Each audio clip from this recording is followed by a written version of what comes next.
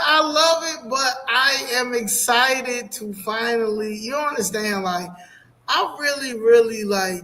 I wish you was like my history teacher or something growing up. Like, honestly, like I enjoy talking to you. I enjoy getting the history from you. So that's why I'm excited. Like, this is Saturday.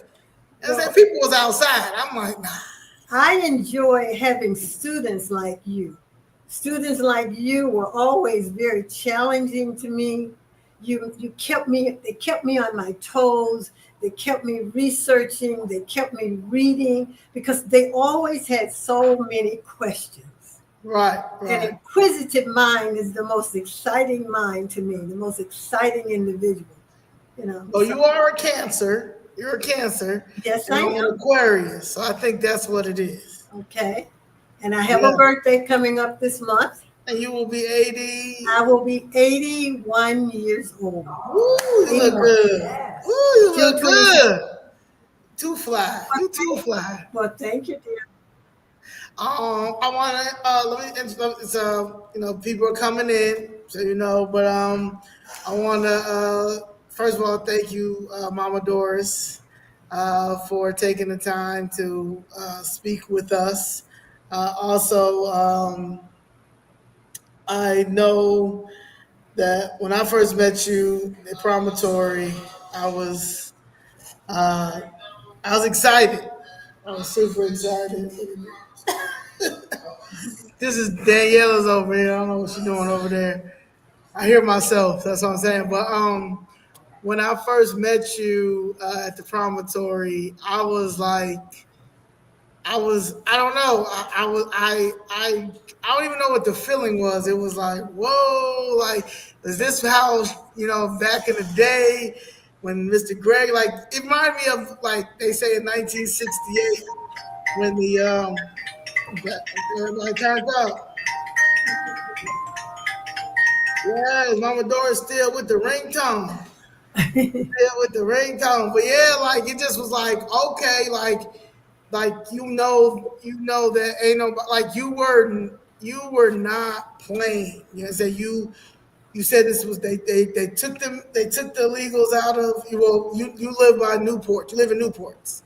Newport condominiums is a landmark in the city of Chicago. There's a lot of history, and the migrant shelter.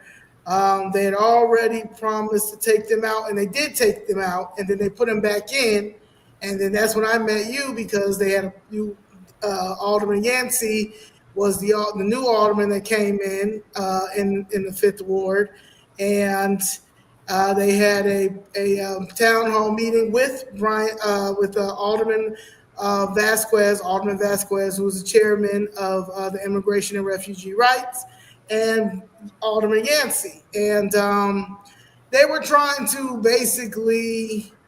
Yancey said he didn't understand, he didn't know what was going on. It just came to him and stuff like that. But you were adamant. You were like, I don't want them there.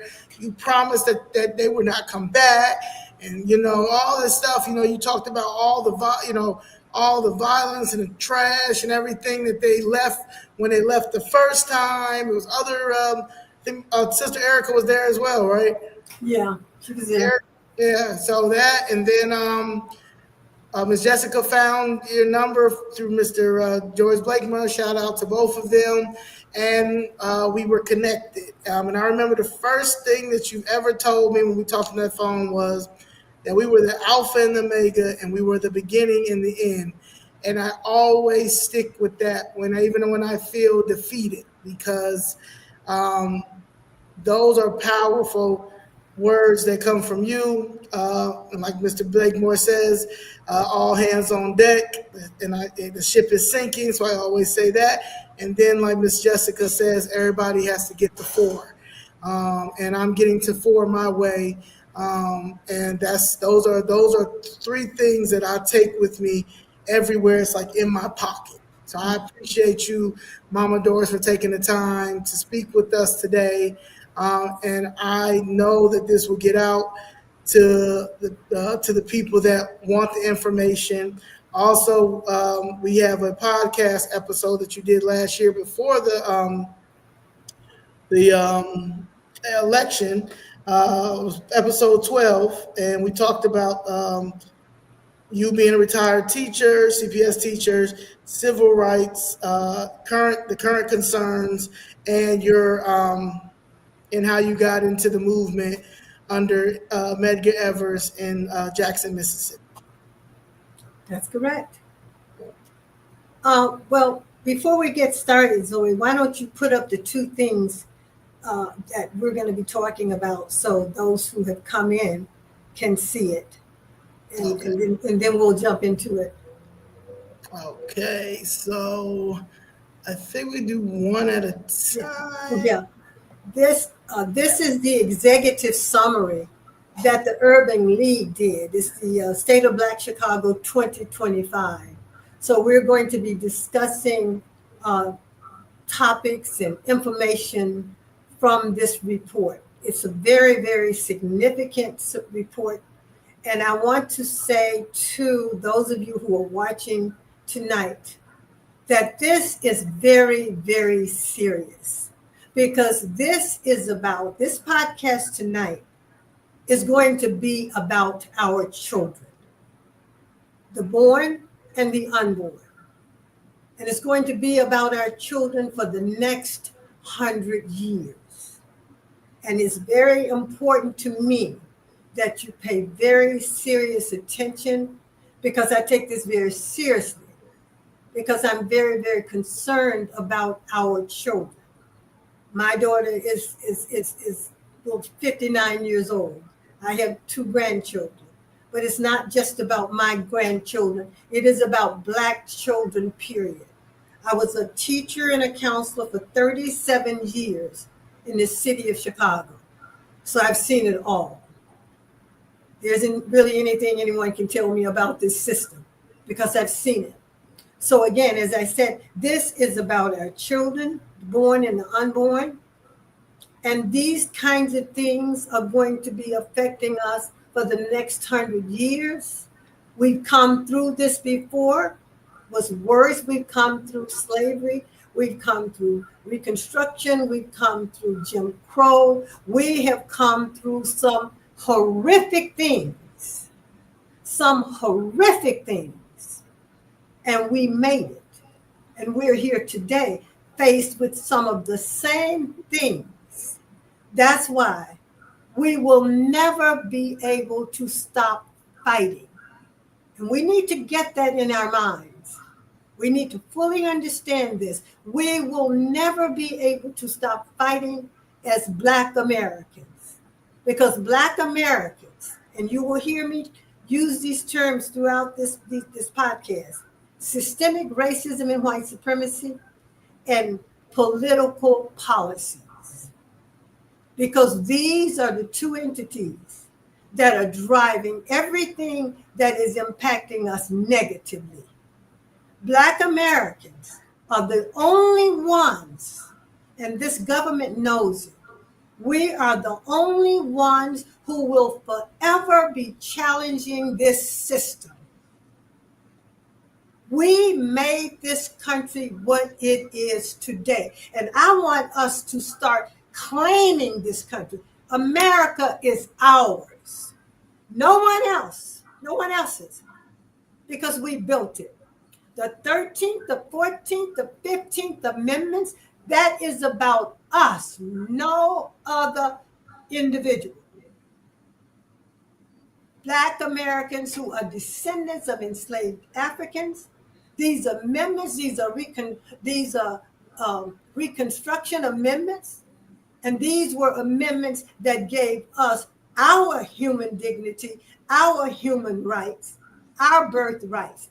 Not anybody else. Everybody else is coming in here and they're trying to jump on this bandwagon, trying to take it away from us. And we must fight these people like you're fighting a rattlesnake. Because that's what we're dealing with today. We are dealing with demonic rattlesnakes. If you saw the movie Sinners, we are dealing with vampires. They're all around us. And we have allowed them to come in. And they really came in as a result of integration.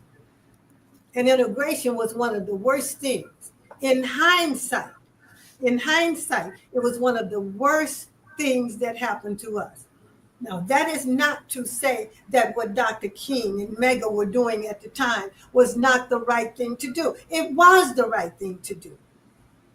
In the South, they were fighting against Jim Crow. But when we talk about segregation, it was the white liberals who redefined segregation. Segregation, and I am here as a living witness. Segregation was not bad. It was not bad at all. In fact, it was beautiful. And as I said to Brandon Johnson, and you were there, Zoe, when we went before the county board, and I spoke, and I said to him that his policies that he's pushing today are worse than Jim Crow regarding Black people, because during Jim Crow, we could go back to that safe Black community that was intact, that was not like our communities are today. Just about everywhere there's a large population of Black people. So segregation was not horrific. It was not devastating to us. We had everything we needed in those communities. And as a result of integration, we have gone completely backward. So now I will get into some of the reports that the Urban League did. They did a very beautiful report. It was a very extensive report, and I appreciate this report. But I do have two criticisms. I have a criticism of the Urban League. If you are going to write articles and use statistics talking about Black people, please keep it to Black people and do not include other marginalized groups. Do not include Hispanics. Do not include people of color, because let me make it very clear to everyone on this podcast tonight, I am not concerned about anyone else except my own people, Black people. That consumes most of my time. And I have often said it, and I mean that I'm not humane, but I've often said, if Black people don't eat, if Black people don't have a place to stay, if Black people cannot work, I could care less about anyone else working. And I mean that from the bottom of my heart, because that is how others think about us. So let's stop BSing each other. Let's stop the lies. Uncomfortable truth. Let's stop the hypocrisy. Other people do not care about us. And I want to say to people who are listening tonight, we only have each other. And that's all we've ever had. And that's all we've ever need outside of the Creator. So in this report, we're going to be talking about wealth, entrepreneurship, state of Black employment, homeownership, education, the state of Black education in Chicago, and leadership, because all of these topics are going to affect our children. Now, we need to ask ourselves, do we love Black children? I have to raise that question. Do we really love Black children? Okay, if we are we doing everything we need to do to protect and provide for our children? Well, in many instances, you could say, that's questionable. That's very questionable. So they talk about wealth in their report. In their 2024 State of Black Chicago, they revealed that in Chicago, only we're talking about Chicago, the median net worth of Black people, zero. Median net worth of white people, $210,000. And that's in Chicago. Chicago. These reports are only about Chicago. The median net worth, and according to the Color of Wealth 2024 by the Chicago Urban League, The median net worth of Black people, zero. The median net worth of white people, $210,000. That is unbelievable. That's almost incomprehensible. But these are what the numbers show. And as I said, this is going to affect, and it is affecting our children. Yes, it says in 2024, the New Schools Institute of Race, Power, and Political Economy released the Color of Wealth Chicago report, which detailed that the median net worth for a Black family in Chicago is $0 compared to a median net worth of $210,000 for white families, given the fact this is serious work to do. And also, Chicago is 29% Black. The poverty rate in this city is 28, almost 29%. In some communities, some Black communities in Chicago, the unemployment rate is 50%. Here again, we're talking about our children. With these kinds of numbers, it is very scary to me. It is very scary to me. Okay, they go on to talk about what is wealth. Wealth is a fundamental determinant of opportunity. If you get wealth, you have all kinds of opportunities. But you don't have to be filthy rich to have some money. And that brings me to, okay, why is it that we don't have the money that we should have? Because we don't have the jobs. Here again, this brings me to systemic racism and white supremacy and policies that the 20 aldermen down there that we've elected and the mayor that we've elected of this city, policies that they are pushing, that are detrimental to us. So if you don't have a job, you cannot even begin to think about wealth building unless you are an heir. Some wealthy relative has left you some money. But in order to have wealth, you have to have means of making money that can generate into wealth. And we don't have that. That is not happening to us in this city. That is not happening to our children in this city. Because not too long ago, a few months ago, in 2024, they had a job fair for illegal immigrants that we were not even allowed to attend, that our young people didn't know anything about. And while I'm on that note, let me say this. I want Black people to stop saying, because I hear too much, stop saying that our children do not want to work. That is a lie. That is a lie. They do want to work, but they're not hiring them. They're hiring everybody but Black people. I used to be able to walk outside and all you saw were Black men or Black women cutting the grass on Lakeshore Drive, throughout the city, in the parks. Who do you see now? Hispanics. They're not hiring us. Again, brings me back to that systemic racism, white supremacy, and political policies. And we have to change that, and we can change it, and we are going to change it. And this is where the young people can get involved. You've got to get involved in making a future for yourselves. Mm-hmm. I started when I was 14 years old in Jackson, Mississippi. I was a member of the NAACP West Jackson Youth Council. It was the young people of the 60s that changed the course of history in America. Throughout history around the world, it's the youth. It's the young people. Old people don't. Old people are for counsel. Young people are for war. And you can start your own war. You can start your own war without any guns, just your numbers. It was our numbers in the 60s that brought down that system of Jim Crow in Jackson, Mississippi, and throughout the South. We were on those streets. It was the young people, 14, 15, 16, 17 years old, 13.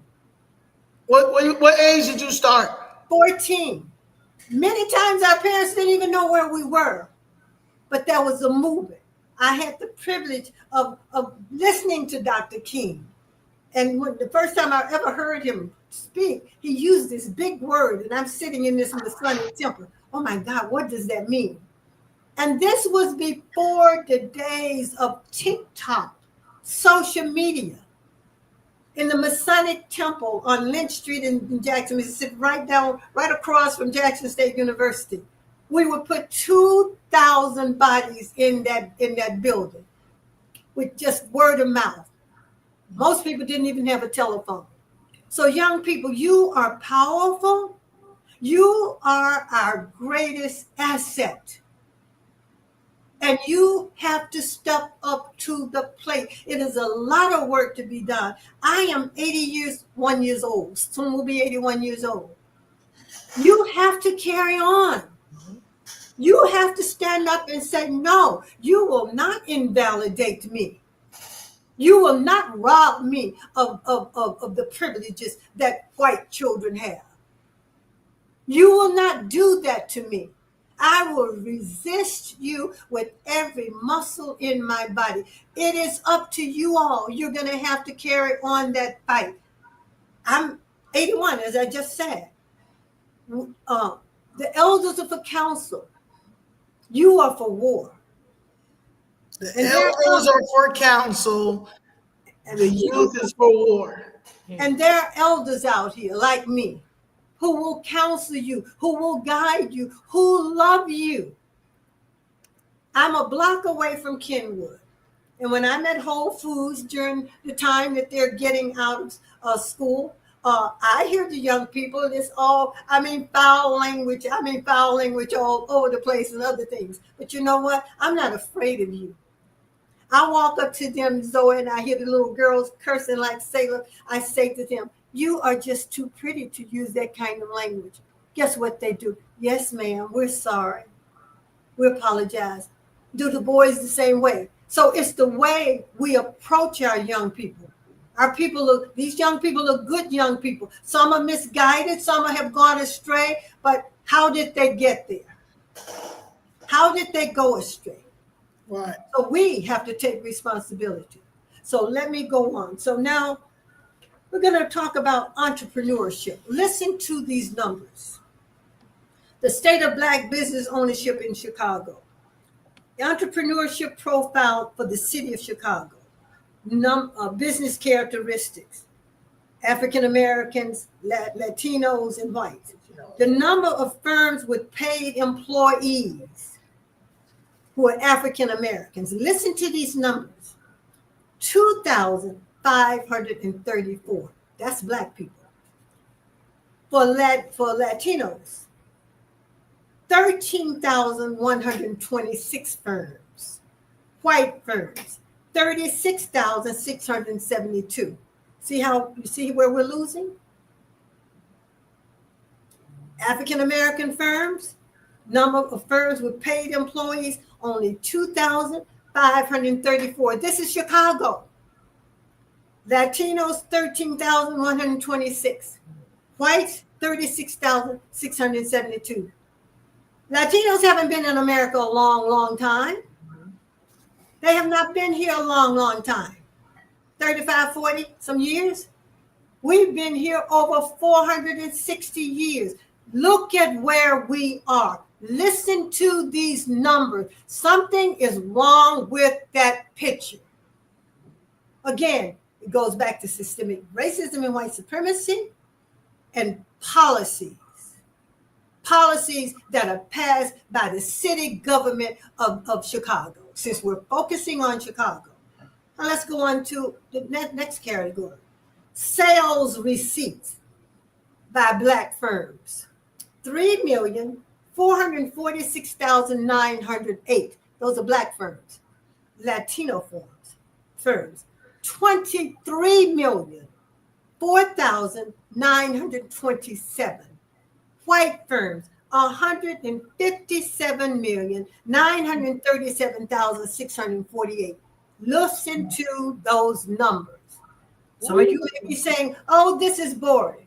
It may be boring, but this is about your children and your children.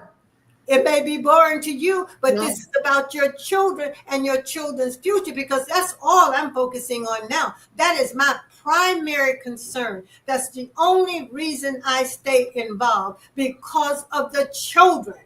They are the future. Your children, our children are the future. Look, listen to these numbers. Okay, let's go on. Number of paid employees by Black firms. 22,157. Latinos, 107,335.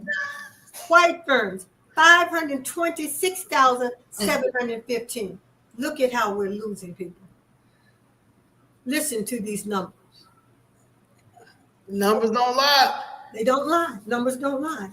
Okay, let's go now to workforce development. The state of Black employment. And Zoe, that's where we can zoom in on the contract. That was the purpose of putting together the contract with Black Chicago 2023. Every Black alderman in the city of Chicago got this contract. Sister Erica delivered it to their offices. I sent it through their email, and I put this contract in Dallas's hand and in Brandon Johnson's hand. And if you recall, Brandon Johnson had an agenda for Hispanics and did not have an agenda for Black people. And I put this contract in his hand, and I told him to read it. I invited him, and I invited Dallas, and I invited the aldermen to participate in a forum that we had at the church over there on 31st Street, right across from Michael Reese Hospital. The only two people who showed up was Sophia King and Sawyer. Dallas declined at the last minute. Brandon Johnson never responded. And this is why I'm talking about policies. These people sit in that city council every day, and they pass policies, they pass ordinances that affect our lives and the lives of our children. Well, I will say that the 20 Black aldermen, about 4 of them show up in person, and the rest don't, and they still vote. That's how sick they are. And that's how serious these policies are. We elect these people. You elect these people. 20 Black aldermen is Stephanie Coleman, Desmond Yancey, Anthony Beal, Greg Mitchell, Chris Talaferro, Jeanette Taylor, Monique Scott, Angela Clay, Marie Haddon, Matt Martin, Michelle Harris, Walter Burnett Jr., Jason Irvin, Emma Mitz, Ron Mosley, William Hall, Lamont Robinson, Pat Dow. I'm missing anybody? Curtis. Curtis. Yep. So I just wanted to put those out there. But yeah, those are our misrepresentations, or like someone said, the Black misleaders. They don't care about anybody but themselves, but they received this contract, Mama Doris, you're saying. Every last one of them got that contract. I went before, Zoe, and you were there, I appeared before 5 different committees talking about this contract with Black Chicago. And Ms. Jackson has given this. And that was spearheaded by Jessica Jackson, because Jessica and Zoe were down there. Jessica saw the contract. She saw the significance of the contract, and she presented it to a few of them. And then she told me, because you all know it better than I do, and because I'm working on my mother's project, it would be best if you come and appear before the city council. At the time, I was in Biloxi, Mississippi. I took a plane and I came up here and I went before that city council and addressed that city council. So they cannot say that they do not know about it. They do know about it because they do know about it because Andre Vasquez used some of it. That's right. Because he just became the new the Hispanic caucus, and he said that he was going to put pressure on the mayor for more jobs, and his percentage was 27%. That is because he saw that contract. Right. So Desmond Yancey, I met with Desmond Yancey when he was running. I did not know anything about Desmond Yancey. We met over here in Hyde Park. And because I got a call, you know how they call you and ask you to volunteer. I just happened to get a call, and I was home that day. And I said, yeah, I will volunteer for him. And the reason, to be perfectly honest, the reason I went for him, because I thought the other person was white. But I won't make that mistake anymore. I will never again vote for a black politician because he or she is black. Mistake. It will be about interest. It will be about interest. The interests of black people, the black agenda, no people of color agenda, no black and brown agenda, none of those. This your alderman? This is the demon. That's my own. No. This is the illegal interloping immigrant here. He left Haiti. His mama and daddy were cowards. They didn't even have the courage to stay in Haiti, his country, and fight for the rights of the Haitian people and his family. He fled here. And let me make it very clear. These immigrants do not care about us. Right. They don't have our own experience. This demon, his family didn't even have the courage to fight in Haiti. But his daddy comes here, Daddy, and I understand your husband is a retired policeman. So was my husband. But his daddy came here and he became a policeman. How did he become a policeman? He became a policeman as a result of the African American Police League that was formed back in the 70s and the 80s, fighting racism and white supremacy on the Chicago Police Department, of which my husband was a part of. His daddy didn't fight for anything. Nothing at all. Run, Nancy, run. That like a Forrest Gump. They ran like all these other illegal immigrants. They're running from their country because they don't have the courage. They don't have they don't have the backbone to stay in their courage and fight for their country and fight for their country. We fought for this country. We don't have any place to run to. America is ours, illegal immigrants. Right. America is ours, so-called legal immigrants, because we're the only ones who are not immigrants. Black Americans, I want to make it clear, are not immigrants. Joe Biden, you lying devil. Immigrants built America. Hell no, Joe Biden. My enslaved ancestor built this country. My grandmother and my grandfather of Mississippi, who were sharecroppers until they were able to get their 40 acres and more of land, and they raised their own cotton. Immigrants did not build this country. You immigrants, you arrogant, despicable, illegal immigrants, legal immigrants, not one has had the courage to say thank you, black people. No, not one.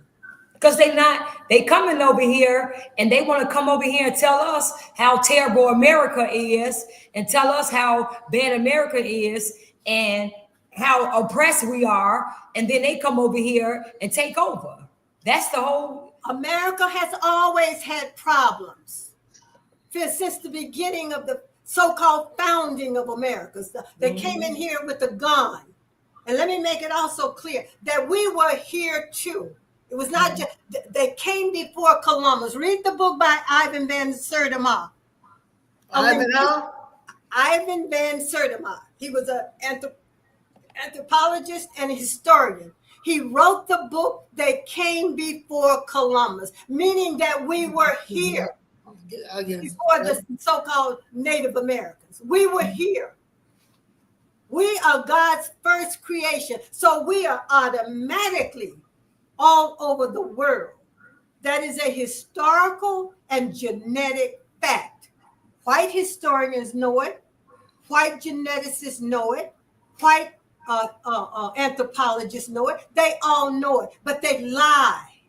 They lie because they got to keep this white supremacy going, because racism, white supremacy is about power.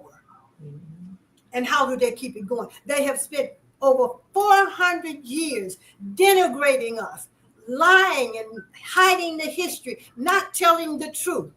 Their scholars know it. And I know it. And many of us know it. And our scholars and our anthropologists and our history, they all know it too. And so we have to start telling our story. Our beginning is not with slavery. We did not invent or create slavery. So our children, I want to say to the children, you don't have anything to be ashamed of. That white colonizer, they're the ones who should be hanging their heads. Their descendants should be hanging their heads, because it was their people who colonized us. So young people, don't walk around here with your head hung. Don't be afraid to talk about slavery. You did not enslave us. Let's lay the blame where it goes. I am begging you, young people, start reading, research, investigate slavery. America is what it is today as a result of slavery. And that's why we need to hold on to this 13th, 14th, and 15th Amendment. One of the first things that was sold on Wall Street were slaves. You can go to the bottom of, they used to let you do tours of Wall Street before 9/11. They stopped there. But if you go to the basement of Wall Street in New York City, that where they traded our people, that auction block is still there today. Central Park used to belong to us, but the city took it through eminent domain. Central Park was ours. We built this country. We built these state houses all around America. We built them. And you white people today who say arrogantly, well, I didn't have anything to do with slavery. Yes, you didn't, but your ancestors did, and you are still benefiting from it today. The banks, all of these institutions, you are benefiting from it today. We worked in this country for over between 240, 50 years of slavery, 90 years of Reconstruction, 40 years and plus of Jim Crow. Free. So yes, white America, you owe us reparation. Indians, white America owe us reparation. Asians, white America owes us reparation. Hispanics, white America owes us reparations. European Jews, white America owes us reparation. They're paying you reparation, and the Holocaust didn't even happen in America. It happened in Germany. Our Holocaust happened on the shores of America, not in Germany, America. So for Bernie Sanders, I said I was not going to get upset and emotional, but I'm passionate.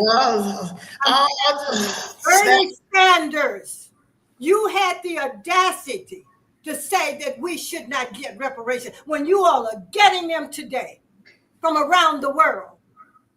You European Jews, you Zionist Jews, you are getting reparations. And you know what? We're going to get ours, because our children are going to continue this fight. They must continue this fight. I am so sick of this arrogance of people who have come into America.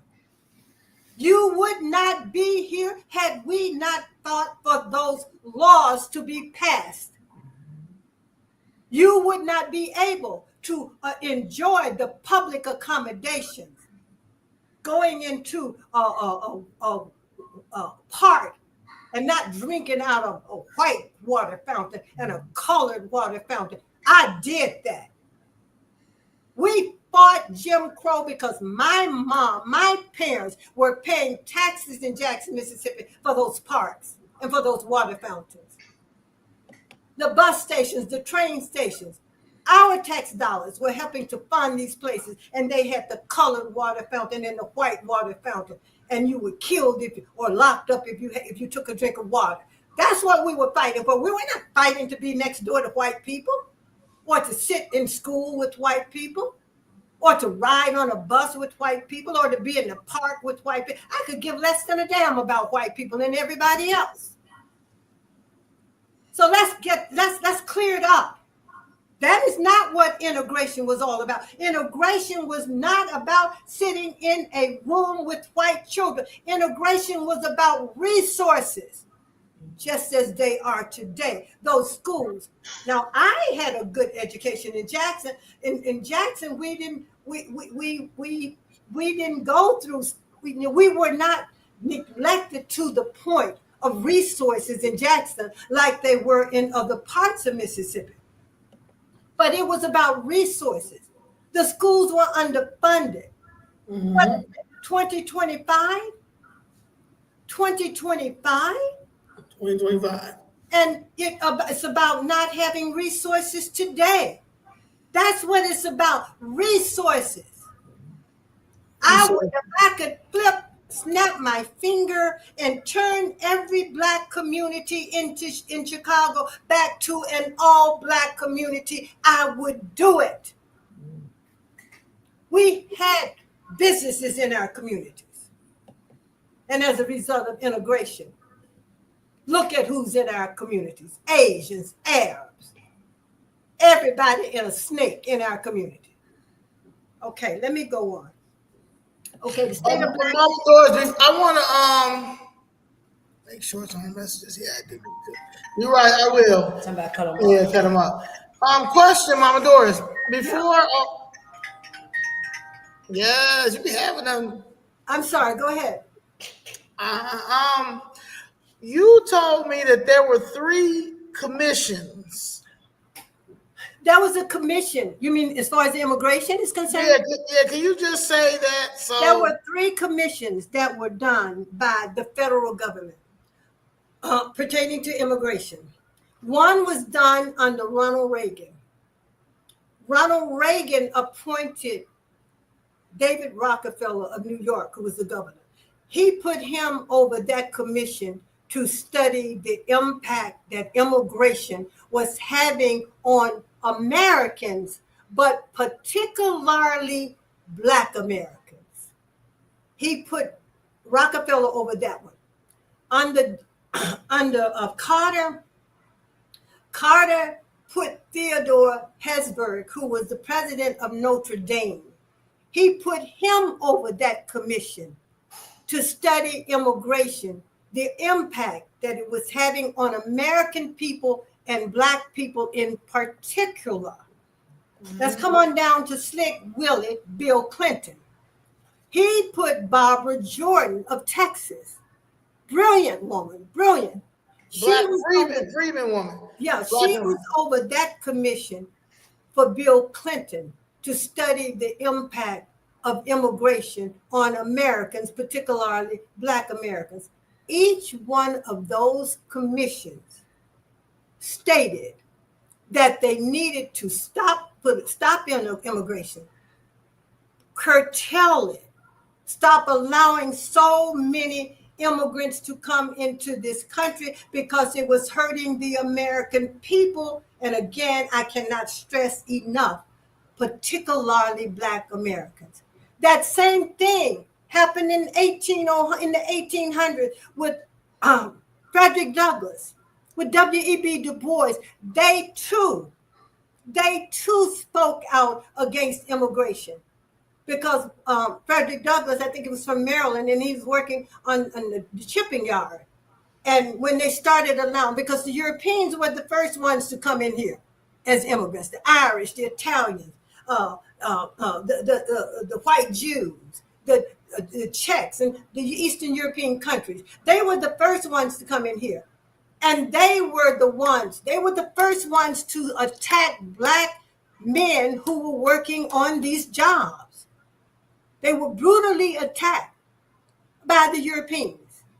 I want people to understand that, because white people stand back today like they're innocent. Oh no, you're not innocent. Your ancestors were the first ones to attack us. And so none of those, every one of the recommendations was that you had to stop this immigration. The Republicans didn't do anything, and the Democrats didn't do anything. So they are both guilty, because they could have done something about immigration. So that's where we are now. So what we see now, if you understand history, we are repeating history.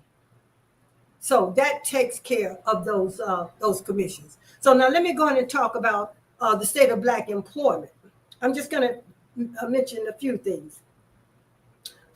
Management, business, science, and arts. Now, this is in occupations. These are occupations here in Chicago. So this is the Black Chicago, right? Black Chicago. All of these. This is not with the Chicago public schools. This is not the contract. This is not the contract. Okay. I'm on the executive order summary. This is all of this now is about Black Chicago. This is the Urban League's 2025 State of Black Chicago report. They do it every year. Okay, so in the occupations, management, business, science, and arts, the percentage of workers that are Black, 37.9%. Latinos, 30.8%. And whites, 65%. Listen to those numbers. 37.9, just say roughly 38% Black, 31% Hispanic, 65% white. So now, when we talk about DEI, diversity, equity, and inclusion, white people are the biggest recipients of DEI. We make up about 3%. White people are the overwhelming majority of people who are being hired under DEI. White people. Let's get that clear. Make that clear. White people.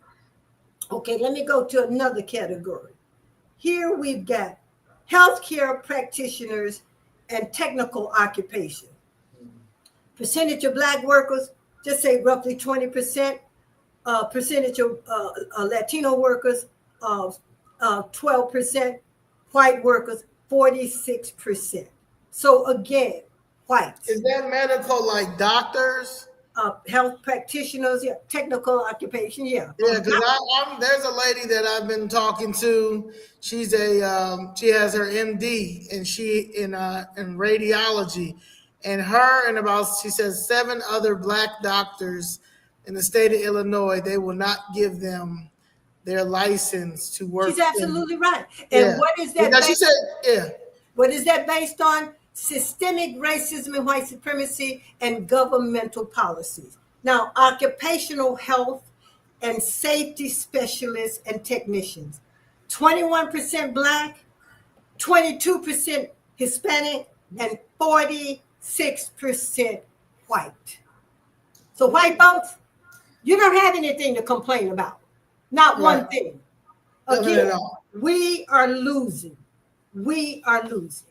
Okay, that's the workforce. Now, Zoe, you can go in. We can talk about the contract. Bring up the contract. What about? Let's look at the Chicago public school system. Now, these figures were back in 2022, 2023, and they have changed. They have changed some, but not. They've changed some, but. Just give out those figures, Zoe. If not, I can do it. Well, it says a study conducted by the National Bureau of Economic Research shows Black students have one black teacher in elementary schools is 13% more likely to enroll in college.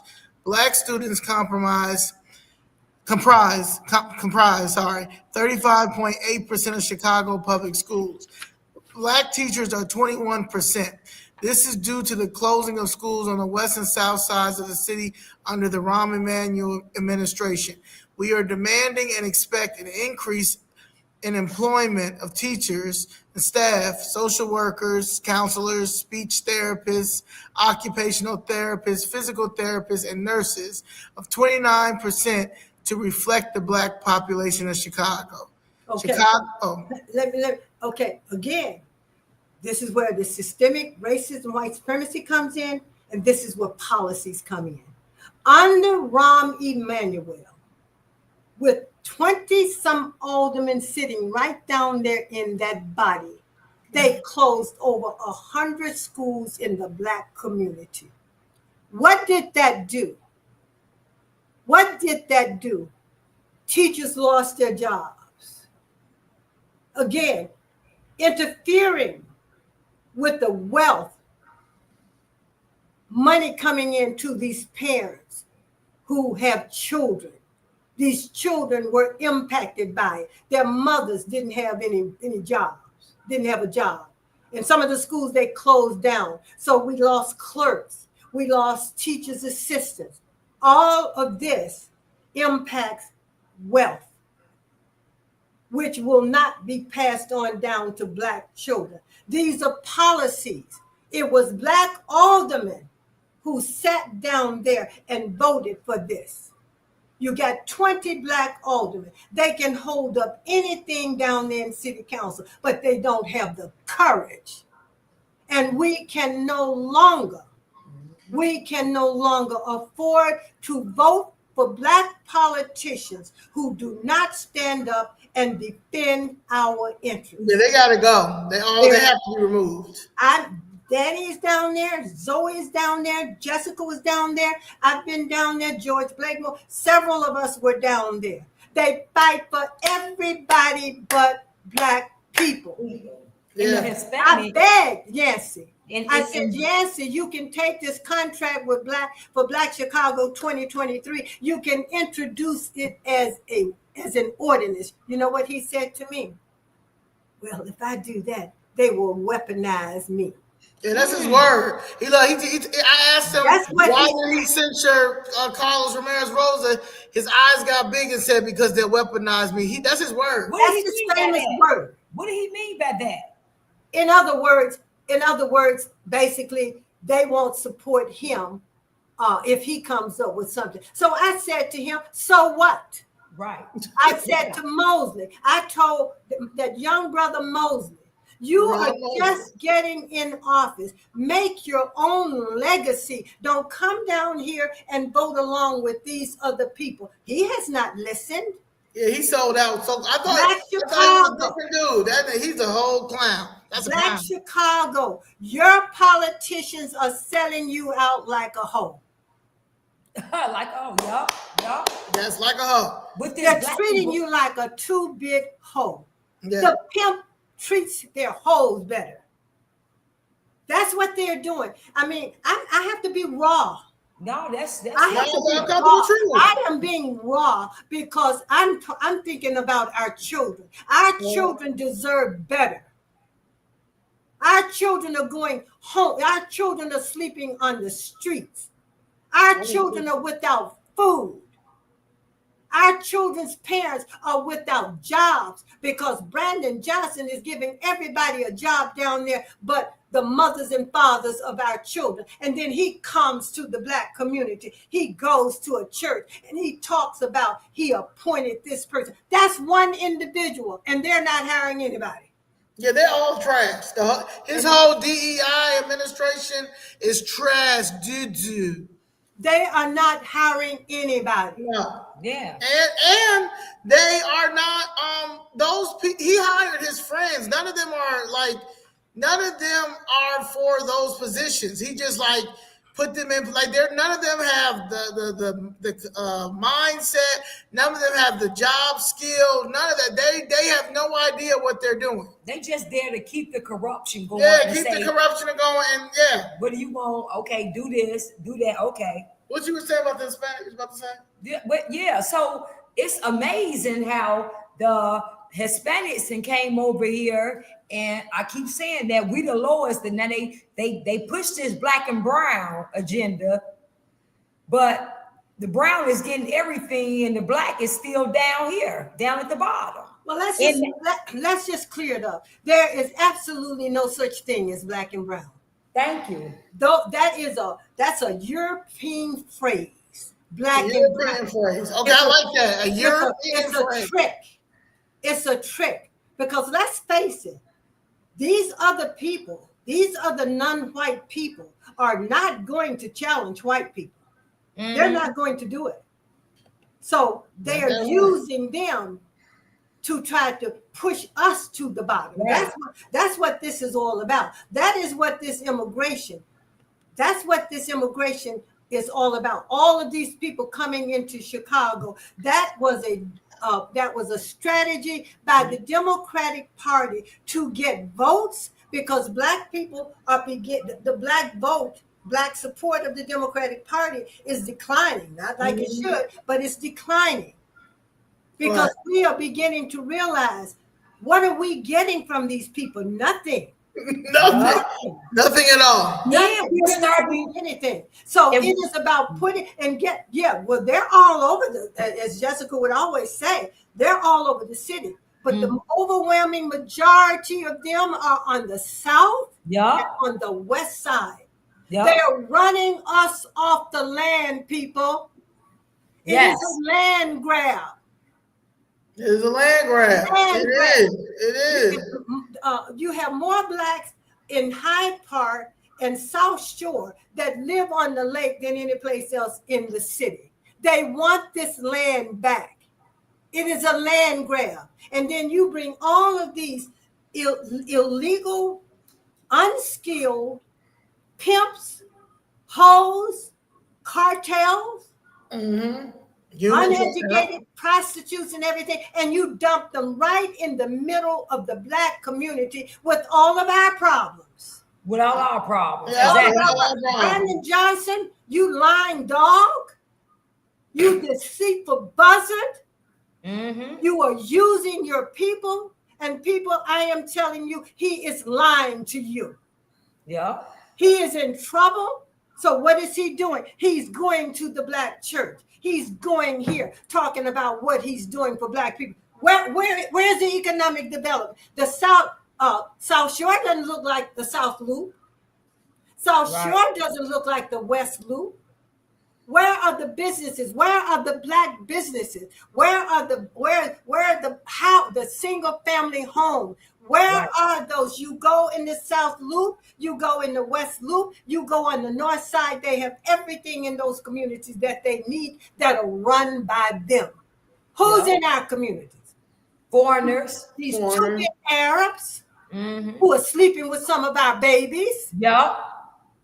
These Asians. Yeah. Who have no respect for us. Some of these Palestinians that are in the gas stations. They are the people in our communities with the jobs. You don't have black folks over there in Little Village.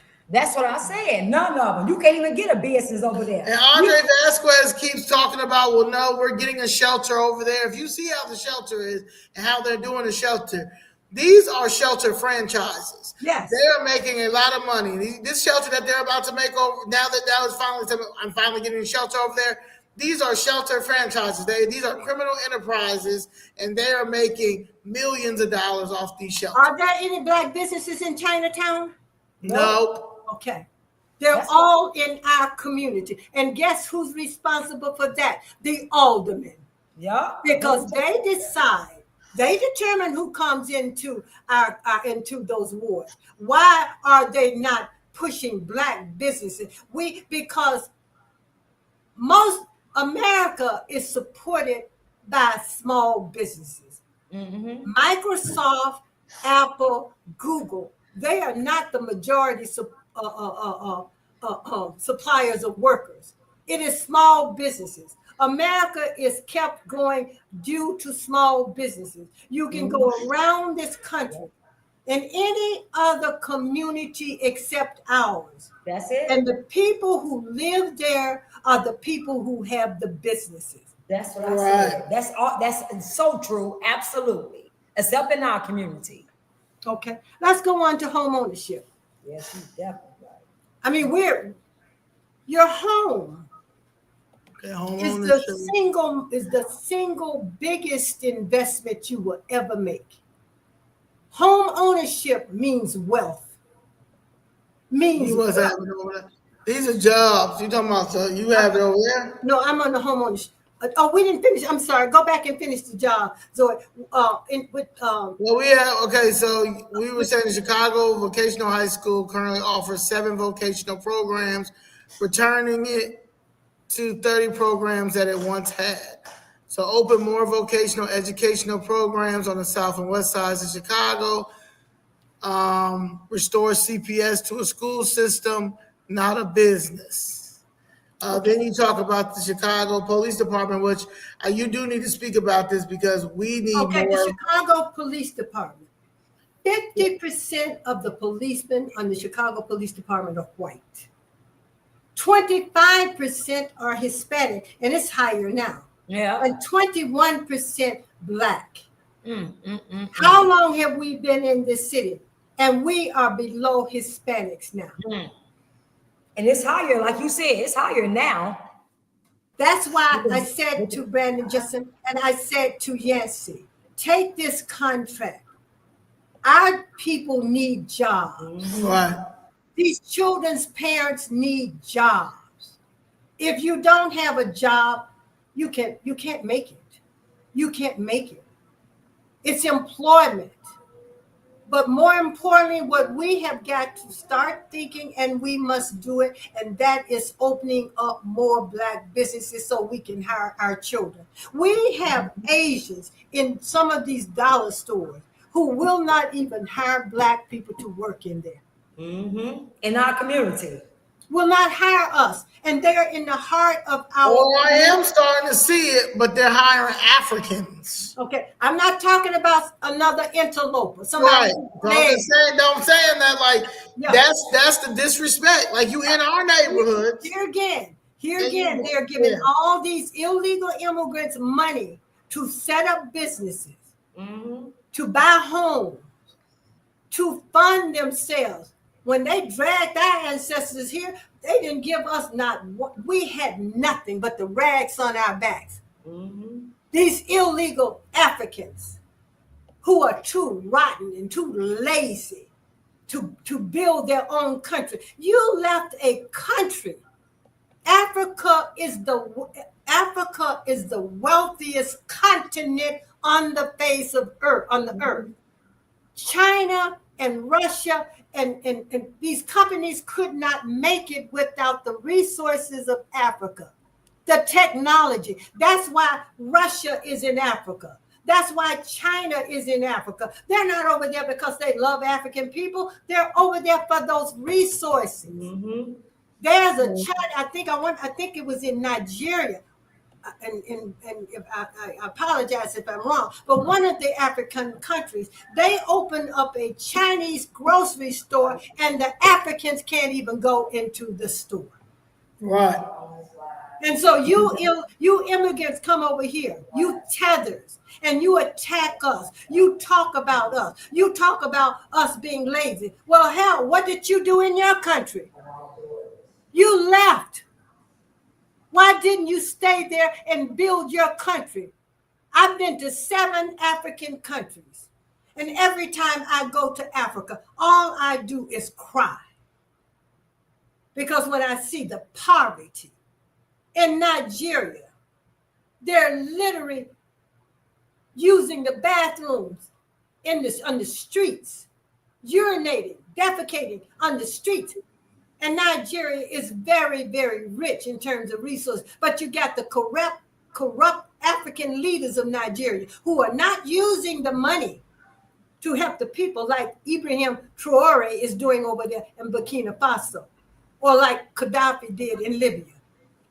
Oh, they're living in Europe, living in palaces, driving Rolls Royces and the most expensive cars and everything that you can buy. So how dare you come here and criticize us? You Africans would not be here if we had not been out on the streets fighting for you to get in here in the early 60s. We were protesting. I'm still waiting for them to deposit my $13 billion in my account when I got that email that said that one of the Nigerian princes had died and they wanted to give me his royalties. All right, let's go on to the Chicago Fire Department. 75% of the people who work for the Chicago Fire Department are white. 75%. And they only make up 29-30% of the population. But 75% of the fire department is white. 15% of them are Latino. 12% black. What? So they steady, the Hispanics steady coming. And it's higher now because, as I said, this was done about 2 years ago. And they were blocking blacks from applying for firefighting jobs. Yeah. Okay, let's go to the Chicago Housing Authority. 54% of them who work there white. 13% are Hispanic. 12% are black. So you see how these numbers, we are losing. We're continuing to lose. And as a result of the parents losing, the children are going to lose. This is about protecting the future of the children. Mm-hmm. We have a responsibility to protect our babies. I was protected in that that segregated community. We were protected. And we have a duty and a responsibility to respect the children and to respect the seniors. That responsibility we have. Mm-hmm. And that is why you young people, you got TikTok, you got social media. You can start any revolution you want to start. And it doesn't mean going downtown, jumping on top of cars and twerking and knocking windows or going in and out of the stores, stealing. I condone that. Because when you do it, when one or two black children, young people do this, every young black boy or girl wears that face mask. They put us all in the same category. The overwhelming majority of our children are good children. Our children are good children, period. Some are misled. Some are misguided. We need to, when we see them out in public, don't be afraid to talk to these young people.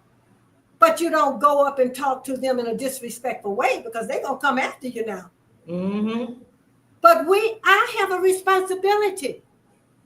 I have a responsibility to check these young people when I see them acting up. But I have to do it respectfully. Mm-hmm. I have to do it respectfully. So now, that's the Chicago Housing Authority. The aviation department, the Department of You forget the Chicago Department of Transportation. It says of employees represent the minimum population of 29% of consultants, attorneys, business analysts, project specialists, system analysts, and engineers. So what in this contract, what we were saying is that in every department, we want to see representation of Black people based on our percentage here in the city. Right. If we make up 29% of the population, then we want to see 29%. We want to have 29% of these jobs in every department. It can be done. Yeah. But the politicians have got to have the courage to do it. But also, Mama Doris, I do want to say this as well. A lot of these Black people do get into these positions and then do not come back and make sure we get in the positions too. They may actually make sure we don't. They actually make sure we don't. So we have to really remove all of. Well, you know what? See, that depends on who you put in as mayor. Right. Because the mayor appoints these people over these departments. The mayor is over every department head in city government. He's over the fire. He's over the police. He's over housing. He can have a conversation with his department heads and say, we want this, we want equal employment across the board based on the representation of that group of people. The mayor can have this kind of conversation, but they don't have the courage to do it. But We have not had, Harold Washington was the last one. But Andre Vasquez had the courage to do it. Oh, the Hispanics gonna take care of them. It's everybody take care of it. It's just us. Everybody is taking care of their own but us. Yeah, it's us. Yeah. It is us. And we gotta remove these people out and get the right people in. That goes back to who's hiring these people. The Chicago Board of Education. The mayor is over the Chicago Board of Education. The mayor can set the tone. The same as if I am a principal of a school, I set the tone of what I expect in that school. Right. So we have to look at the people that we are voting in office. And I am pleading with my people. I am pleading with you. Right. You must give these people an agenda. Do not let them come in telling us what they're going to do, like the Democratic Party did. The abortion, LGBTQ, and immigration. This is what the Democratic Party presented us. Yeah. We were successful with the civil rights movement because we gave them an agenda. After they passed those laws, then the Democratic Party started giving us an agenda, and we've been doing it for almost 70 years. And that is where that is why we're where we are. We have to start. This has to be a new paradigm. We've got to change our way of thinking. We've got to vote for people based on our interests. Our interests. If you are not for reparations, then you're not for me. I don't vote for you. And let me explain the difference between, we hear talk about Brandon Johnson giving $500,000 for a study. We don't need a study. Right. He knows what the problem is, and a state or a city cannot give reparations. Only the federal government. The federal government of the United States is the one that sanctions slavery, passed laws supporting. And they enabled it. The federal government enabled slavery. The state can provide equity, and the state can provide equity in terms of jobs. And Johnson, the city can provide equity by using TIF money, which is supposed to help develop dilapidated communities. Yeah. Who's been getting the TIF money, Zoe? Not us. Not the body there. Not us. The developers. The developers. Lincoln Yards, even though they axed it finally, but they axed it because the developers walked away from it. Wealthy developers. And that brings me to another point. Black people with money, we have got to start investing in our communities. White people with money invest in their communities. Bill Gates built Microsoft for his people. Right. Jobs built Apple for his people. Bezos built Apple for his people. What are our $1 million and $1 billion black men and women doing? Kanye West could have built a whole new Chicago with his money. He spent all his money on white pornographic hoes. Look at Obama. Obama, what have you given us? Right. Rainbows. What have you given us? Rainbows and twirls and fairies. You brought the Obama library. Right. Over here in Jackson Park that has displaced black people, run black people off the land because of the taxes. That's right. The property here in Hyde Park is going up, up, up because of the Obama Center. People are not going to be able to stay here because of the taxes. But I will say this to black people. Stop leaving this city. This is what they want us to do. Yeah. Right. Yeah. And leaving our communities because leaving your community. The Hispanics are taking over every community. But because what they have done, they have They have torn. They don't give us loans to fix up our houses. That's what. And they just get they get to the point where they can't afford to fix up the houses, so they leave. But they're giving it to everybody else. This comes back to, what did I say? Policies, systemic racism. These are things we. Thank you for the super chat, Rashawn. Thank you. Okay, so now we're going to go on. I talked about home ownership. We are 30% below everybody else in terms of home ownership. We cannot get. Hold on, Mama. You said we 30% below everybody. We are 30 percentage points below everybody else in terms of home ownership. Wow.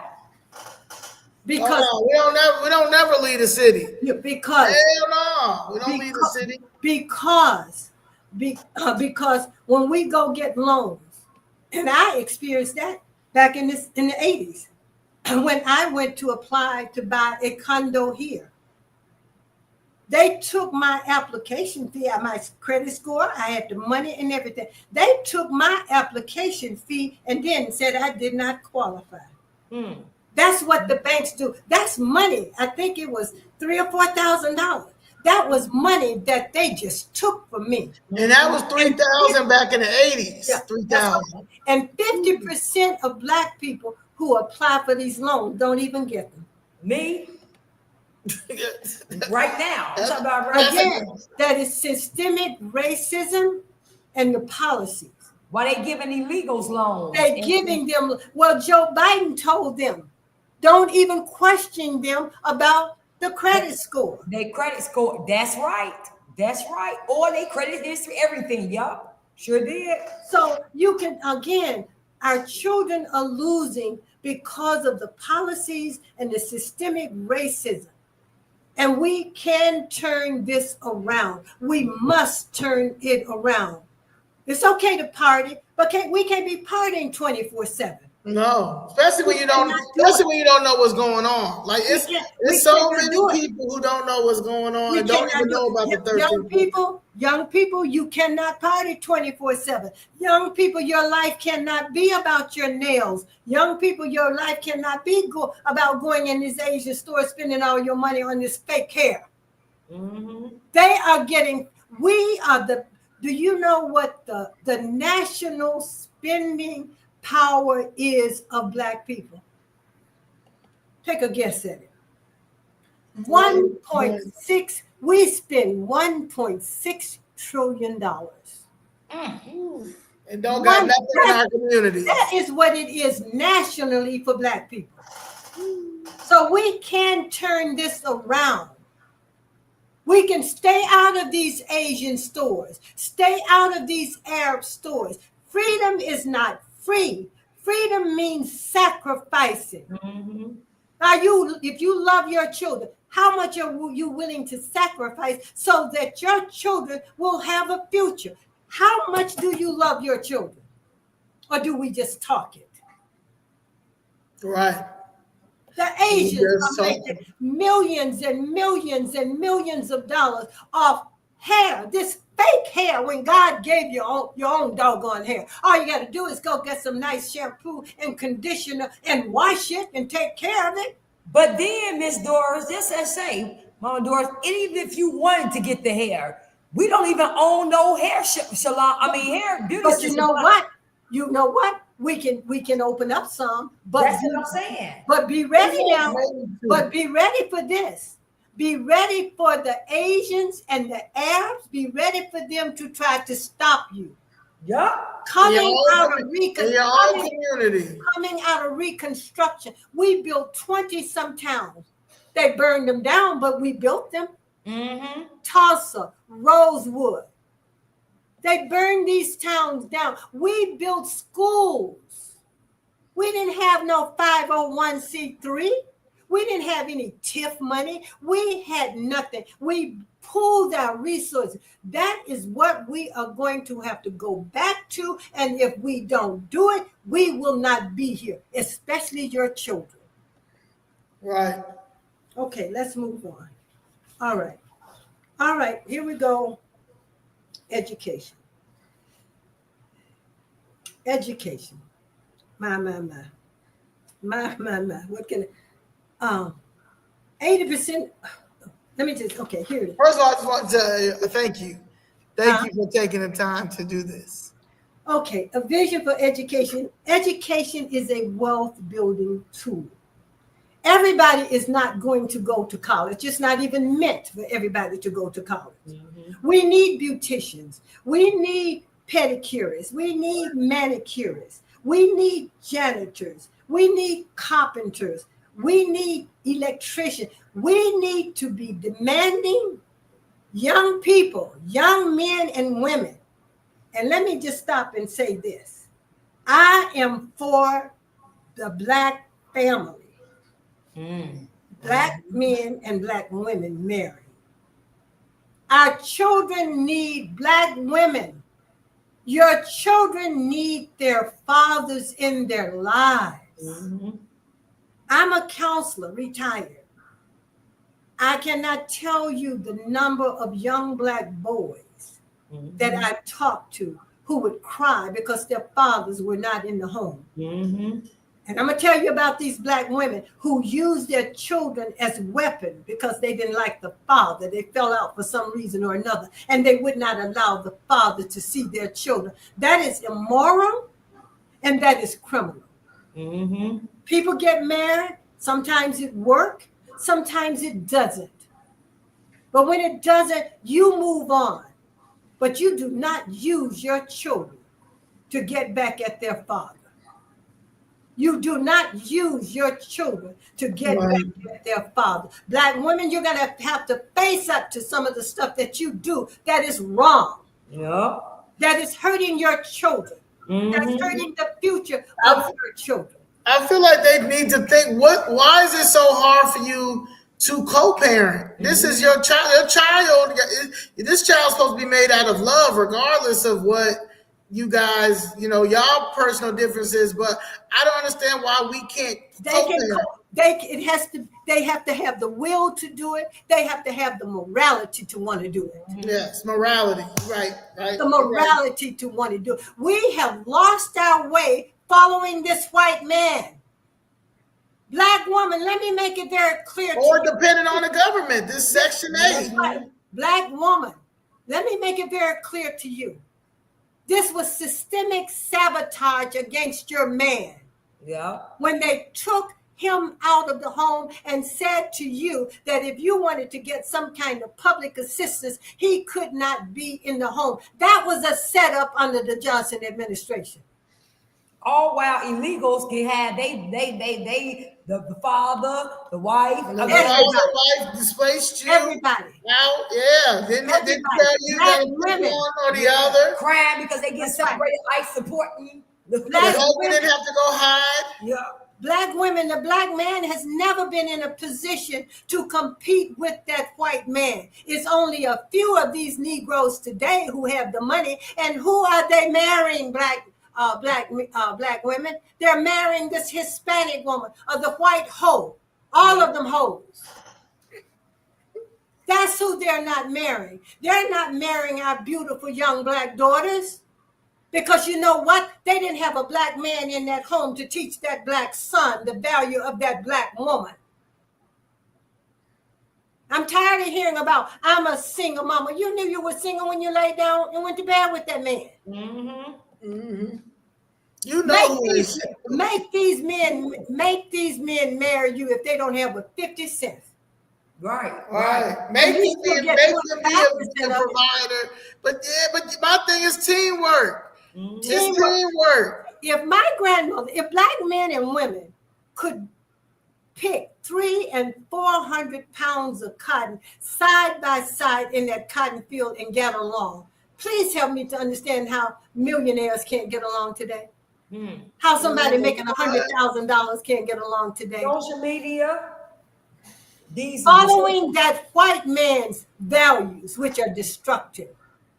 For these rappers and these singers who work for these record labels. Yeah, they living in a fantasy world that's not even that what they're rapping about, even what they see on the Well, as an 81-year-old, that's fantasy. well, as an 81-year-old Black woman, I am begging Black women, take back your virtue. Take back your position in this world where the Creator put you, not that white boy. The Creator, God, Allah, whatever you want to call it, is a person, something more powerful than man, and it ain't that white boy, because he ain't about nothing. As Dr. Francis Cress Welsing said, take his guns, take his cars, take his diamonds. He is nothing. His worth is based on materialism and conquering and colonizing and taking everybody else's stuff. That's the white man's history. Teach your children the history.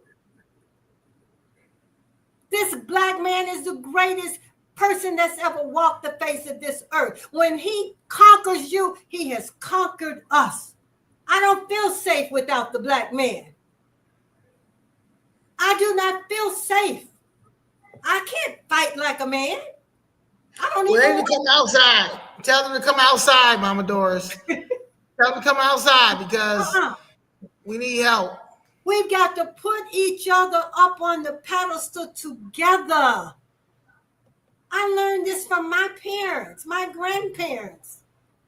My mom and my dad divorced when I was 4 years old. My mother never said one negative thing about my father. In fact, I didn't even know they were divorced. Because my mother never talked bad too. Yeah, my mother never would talk bad about my father either. Like I never heard anything that I saw for myself. But honestly, Mom, I never I hate when people talk terrible about their other parent. Like let that child see for themselves to make that decision. Yeah. And you know what, Zoe, they didn't do back then. The grown people when grown people were around. The children would have to go out to play. We didn't sit around and talk about adults and talk about the mother or the father around the children. They didn't do that around us. Nowadays, that you are discussing any and everything around your children. You're bringing any and everything into the home or the house where your children are. Take back your virtue and your self-respect, Black woman. Yesterday, Zoe, I was right at 53rd Street, 51st and Hyde Park Boulevard. I saw this young girl. I was in the car. I was so shocked when I looked at her. This child, this young teenager, only had something covering her nipples. And she was naked almost. And I told the person I was riding with. 51st? Right 53rd Street? 51st Street, 51st here in Hyde Park. Yeah, Hyde Park. I told the young person I was with, please stop the car. She wouldn't stop because I was going to get out and I was going to say to this young lady, sweetie, why would you come out dressed like that? Who let her come out into the public like that? Mm-hmm. We cannot do what these other people are doing, you all. Yeah. We have never been able to do it. And we should not want to do it. Black woman, you are the mothers of civilization. Every race and ethnic group on the face of this earth, we are the mothers of these people. We used to be the conscience of America. Mm-hmm. Mm-hmm. And we are going to be the only ones to save America. Yep. But we've got to get our house in order for the children, for these babies. They deserve better. Okay, let me go on. I'm done preaching on that. Okay. All right. This is the graduation rate, high school graduation rate. Pay attention to this. In school year 2022, this was the graduation rate for Black students, 83.2%. No, I'm sorry. This was the graduation rate for Black females, school year 2022, 83.2%. For females, Latinos, 87%. For white females, 92%. We're losing, you all. We're losing. Okay, let's break it down by males. School year 2022 graduation rate for Black males was 73%. For Latino males, it was 81%. For white males, it was 89%. We are losing. Let's go to graduation, school year 2023. For Black females, it was 85%. For Latino females, it was 88%. For white females, it was 92%. For Black males, it was 75%. For Latino males, it was 82%. For white males, it was 89%. We are losing. We are losing. We don't have time to be partying. We don't have time to be focusing on our nails and our eyelashes and our hair 24/7. Your babies are losing. Yeah. All right, let's go to school year 2024. For Black females, it was 85%. For Latino females, 87%. For white females, it was 93%. Okay, let's go to Black males for the school year 2024 graduation. For Black males, it was 76%. For Latino males, it was 82%. For white males, it was 91%. We are losing. And our babies are going into the criminal justice system. Now, let me tell you how they determine that number. At the 3rd grade, they start looking at the reading and math scores of 3rd graders. And that is how they determine how many jails to build. Because they're saying that if you're not reading on level by the 3rd grade, you're not going to make it. And the statistics support that. And there are no trades. They've taken the trades out of our school. The trades are in the Spanish-speaking school. The trades are in the white school. They have taken these resources out of our schools and they put them into the Spanish and the white school. They have these illegal immigrants in our schools now that are taking resources from our babies, money from our babies. Illegal people. They're not even legal citizens of the United States, let alone Chicago.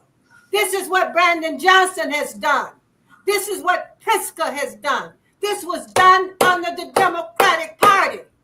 Don't forget Tony Dwayne Preckwinkle. That giraffe Tony Preckwinkle. Just like the Johnson, Pritzker, and Tony Preckwinkle want to put a homeless shelter over here in Hyde Park, where homes are running you $900,000, $800,000, 2-bedroom, 1-bedroom running you $200,000 and up. This is what they want to do to this community because they want to run us off the land. They want the land. This is big business. This is a land grab. This is under Brandon Johnson.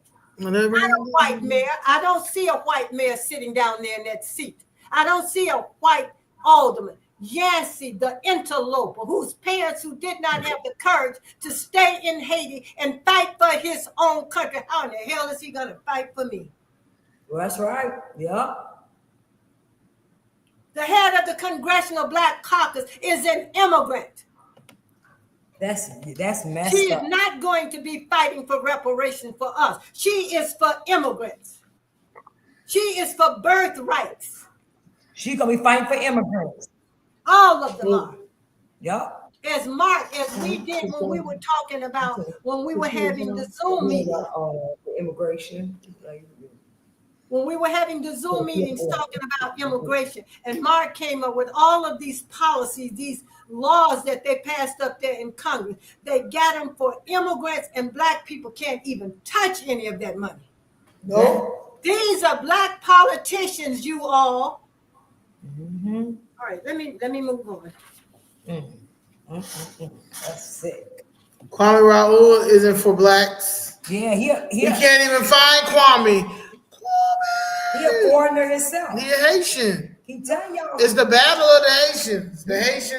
The battle of the Haitians. The Hispanic KKK. And the Hispanic KKK.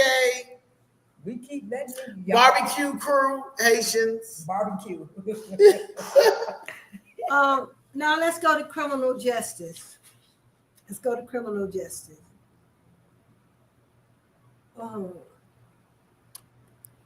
Black students account for 80% of the arrests in this city, and they only make up 30% of the population. 80% of the arrests in this system are Black students, and they only make up 30% of the population. They send out babies. They were after our men. They've gone after us as women. Now they're after our children, and they are doing it. Oh, they're doing a great job. They are doing it. So, do we love Black children? If you look at these numbers, it suggests that we don't. These numbers, 1 + 1 is 2. I don't care how you look at it. 2 + 0 is 2. I don't care how you look at it. We are not protecting our babies at all, because we have these babies, and that's all you're doing, Black women. And Black men, you're walking away from your babies. If you walking away from the baby, if you're grown enough to lay down with another 14-year-old, then be grown enough to stay there with her and take care of that baby. We have got to talk to our little girls. Babies cannot have babies. There are conversations in the Black community that we are going to have. I'm not putting down anybody, but as Dr. Francis Cress Welsing wrote in the book, The ISIS Paper, over 40 years ago, babies cannot raise babies. These children are having problems because we're having a lot of the problems because too many of our children, young people, are too young.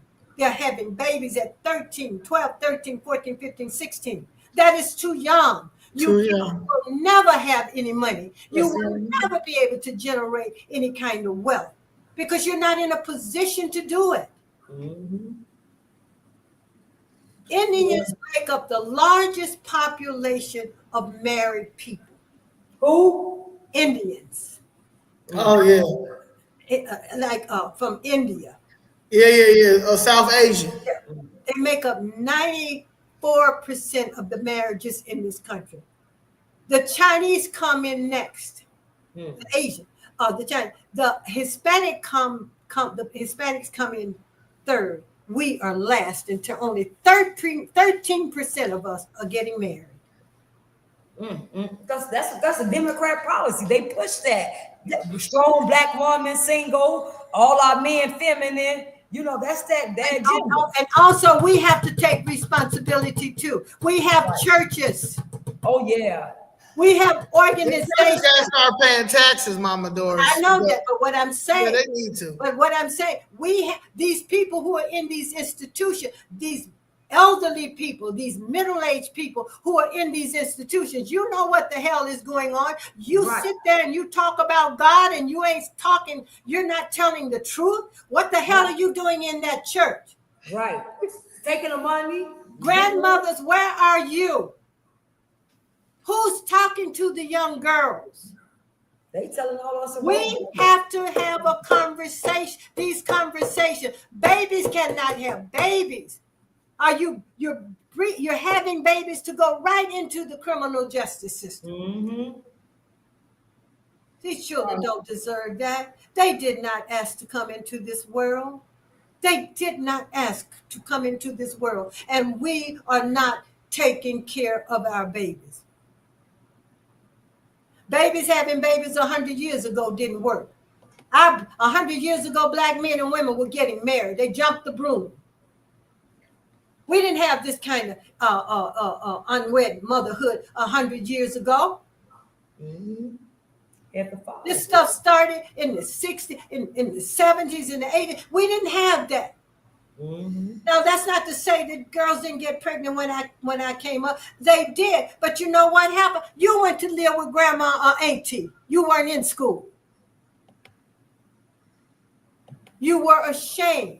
We talked again. It was not morally right. Right. We talk about God more than any people in the world, and we violate all the rules that God has set forth. Come on, people. Come on, people. Give these children need their mother. They need their fathers. Mm-hmm. Boys need their fathers. Mm-hmm. I can't teach her. I remember something else Dr. Welsing said. She was also in private practice as a psychiatrist. And she said this one little boy came to her. He told her, Dr. Welsing, I would know how to act if I had a real father. Mm. Another one, and she said another thing that she witnessed from young boys, they didn't even know how to go into the bathroom and urinate like a man. They would sit because all they were around were mothers. Oh, wow. This was a noted Black psychiatrist, Dr. Francis Cress Welsing from Chicago, Illinois.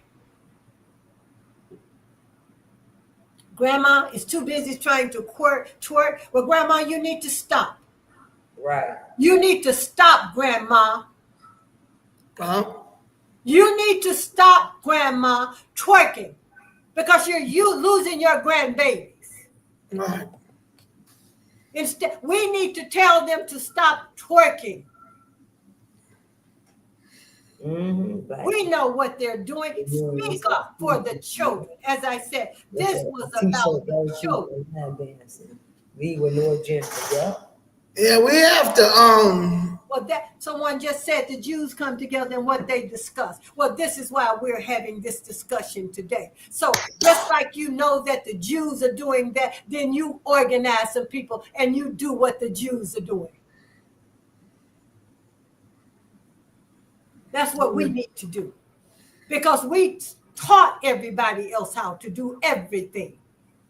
We taught the world technology, everything. We gave the world this. Let's get it back for ourselves. I don't want to hear about what other people are doing. Let's do the same thing. right. Mm-hmm. Right. Right.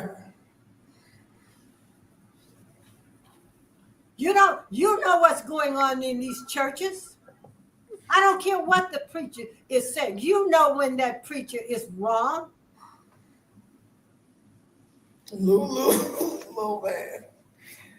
All right, if you know little kindergarten children who don't know their names, and you know, teach them their names. Tell their mother to teach them their name. All of these things that you're putting in the chat, Right. then take it up on your own to correct it. Yeah. Right. That's what everybody got to do. Everybody got to get their four.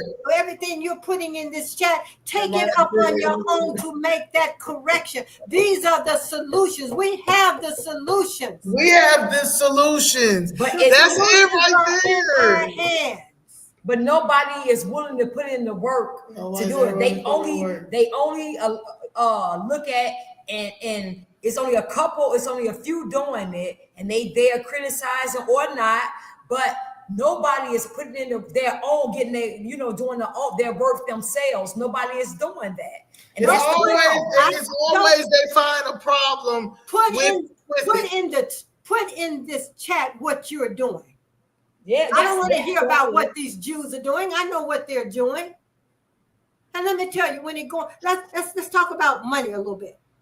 Okay. My grandmother used to tell me, put 50 cents away every month. If that's all you have, put it away. The key to building wealth is consistency. Mm-hmm. You can buy stocks. You can buy shares of stock, Google's, for $10 a month. Mm. Robin Hood. Some of these young people know about Robin Hood. Yeah. Go on Robinhood. If you got a few from extra money, buy you shares of Robinhood and just hold it. Do you have some stocks, Mama Doris? Pardon me? You got stocks? Oh, absolutely. That's good. Absolutely. I can teach if you want to do a podcast on how to invest in stock, I can do that. Oh, Young people, you can own Apple, you can own McDonald's, you can own all the Fortune 500 companies in America with as little as $10 a month. If you start young, by the time, if you're consistent, by the time you become 62, you can easily be a millionaire. Because stocks is the only way you can make money. That's Right. how Bill, Warren Buffett, Warren Jeff Buffett. Bezos, Bill Gates, all these rich people over these companies. That's how they got rich off stocks. The money that we spend on hair, the money that we spend on nails, the money that all this nonsense that we spend money on. There's a company by the name of Computer Share. All you have to do is go on the computer, put in Computer Share, and where it says register, you register and you can buy a stock. You can buy Apple, you can buy Amazon, you can buy Google. By Google. You can buy Netflix. You can buy just about any stock. It's called what, Mama Doris? Computer Share. Is there any way I can type this in here? Yeah, how you spell it? COM. Uh-huh. COMPUTERSHARE. Computer SHARE. COMPUTERSHARE. Computer Share. All Put right. it in the search bar. Get the Computer Share, click on Investor Center, and it'll come up. It'll ask you if you want to register, and you can do that. And then it say now, register now. Your Ebony Eyes, NVIDIA, you're absolutely right. I own NVIDIA. That's an AI stock. That's an AI stock. That stock just split. I think it was going something like $50 some. I think today when I looked at it, it was $149. Okay. So is it okay? So what's the? I just want to do this for a minute. Computer Share, and you said and Robin Hood is a good one. Robinhood is another link. The young people know about Robinhood. They do that on their And you phone. can buy stock on Cash App too. Yeah, you can buy. And well, Robinhood, the young people use that because I know about it, but I don't know how to use the social media like these young people. So I go to the computer. And all you gotta do is like go in there, and it's right, Latanya, you're right. On all of the places that you shop, Costco. Do you know how much Costco stock is now? That stock is, I think, about $1,100 or $1,200 for one share. Netflix, and I think everybody has Netflix. You can own Netflix with just $10 a month if you go to Computer Share. Netflix is $1,200. I'm waiting for it to split. You buy low and you sell high. But I'm not telling you, when you buy, I want you to hold until you're 50. Hold it till you, what if you're already 50? Huh? What if you're already 50? Oh, you still got about 20 years you can work. Okay. So Danny, I can show you. But the more stocks you have, the more money you make when the stock goes up. But it's okay. Just start out with one. All I want us to do is start investing. Yeah, we gotta do another podcast on that. Ebony, you can buy stock in crypto. Costco, that's right, Ebony. I said it was about $1,100 a share. I'm waiting for them to split. The first stock I ever bought was Exxon oil stock. It was an oil stock. You know how I found out about that stock? From reading Essence magazine. Shout out! Oh, that's that magazine on us. So you know what? So Zoe, this has been wonderful. This has been wonderful. We did I hope- almost I under hope 2 hours. I hope everybody learned something. Man, Yeah, Understand, I'm gonna cut some up because this, like you said, a understand, lot of stuff. understand when I speak, because I have such deep love for my people, particularly for our children. I become very passionate, and I like it. I like that I become passionate because it puts fire in me. Right. It puts fire in me. I am serious about this. You are. As I said, I will be 81 years old June 27th. I have more years behind me than I have ahead of me, but I don't know everything, but I know a lot. Someone When it asked comes, in the and beginning of the, when it comes to money, that is what puts a smile on my face. I love investing. right? And this is for my grandchildren. Our children don't have to, but I'm tired of us leading every one of these categories. We don't have to. We haven't always led all of these categories. But more importantly, going forward, when you must vote, but you give them an agenda. Do not vote for a person because they are Black. I will never vote for another Black person without them signing off on an agenda that we put together, not one that they put together, because you know what? They really don't know what to do. Really don't know what to do. Mama Doris, Desmond Yancey does not have an economic plan for the no. Black community. Desmond Yancey is doing what these Jews over here in Hyde Park wants him to do. Let me tell you, I was told the other day that Yancey, the reason why he wrote his editorial piece in Chicago Tribune about Brandon Johnson was because when the youth jobs that Brandon Johnson was talking about that were coming over to South Shore, and said that these jobs were coming over here for these kids, these youth jobs. The youth jobs never came. They never got. Wait, hold on 1 minute, Zoe. Let me say something to that. These children's mamas and daddies need a job. A youth job lasts how long?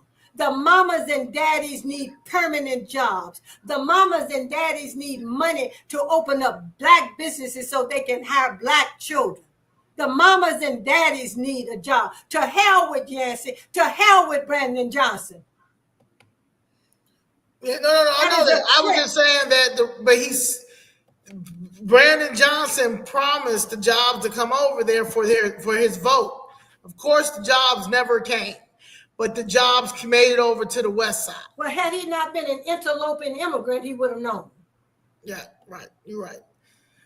Then one more question. Somebody asked in the beginning, the schools that you had that you taught when you were teaching. One of the schools? Yeah. My first school, and they have now turned it into Diet High School. My first school was Diet Middle School right here at 51st and St. Lawrence. You're talking about some sharp Black kids? That was in 1975 when I came here, because I was a high school counselor in Wisconsin. And I made a conscious decision when I was in Wisconsin. The school that I was a counselor had 2,000 students, maybe 10 were Black.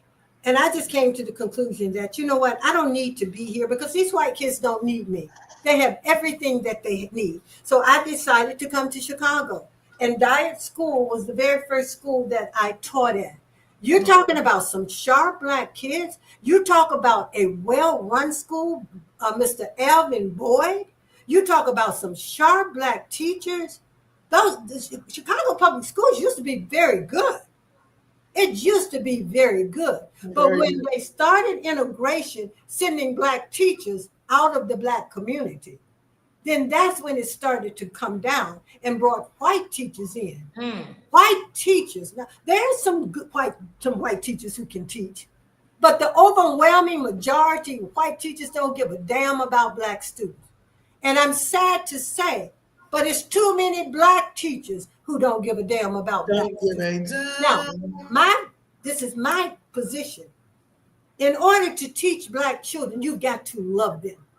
Mm-hmm. You got to love them, and you've got to have expectation. Right. Mm-hmm. They're talking about all these discipline problems that they're having in these schools. I blame the principal. I blame the parents, because the parents need to be involved. But I would always say to my children, I don't know what went on at home over the weekend. I don't know if your mother's on drugs. I don't know if your mother's employed your father. I don't know what's going on at home. But I tell you one thing, when you enter this classroom, you are going to learn, and you are not going to be disruptive. Now, I will talk to you, and that's what I did. I would take my children to the side and listen to them, but they understood. I had expectations. You have no right to keep someone else from learning. I understand you have some problem. Let's talk about it later. But it was one adult in that classroom. Right. I had expectations. I taught outside of the box. I taught the Wall Street Journal. Those children had to read the Wall Street Journal. They had to read the New York Times. They had to read the Final Call. They had to read the Defender. I raised my children's reading score every year by 2 to 3 years. It can be done, but you've got to have expectations. If a child thinks that you have expectation of him or her, and they know you care about, they're going to perform. But if you think they're just some niggas and mamas and daddy on crack or whatever the hell they think about these people, that's what you're going to get. Our children, studies have shown, when Black children enter school, they are far more advanced than any other children. But the public school system is dumbing down our children. Yeah.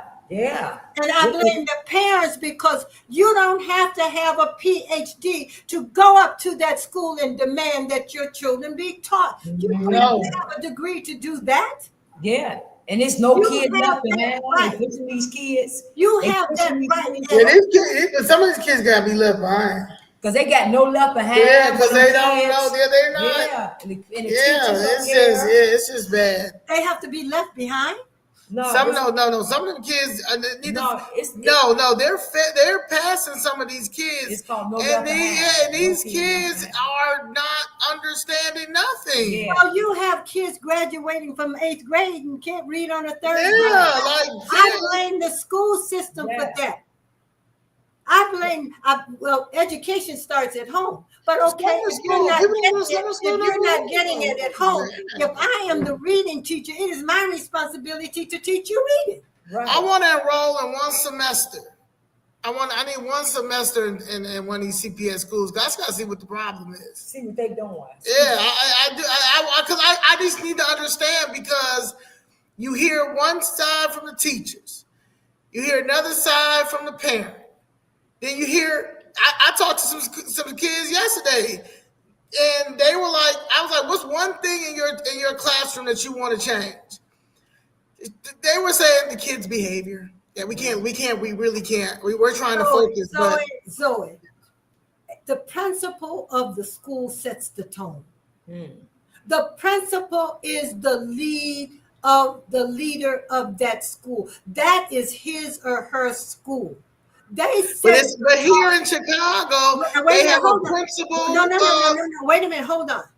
I don't accept those excuses. I never did. The principal has a lot of power. It's her or his school. You set the tone.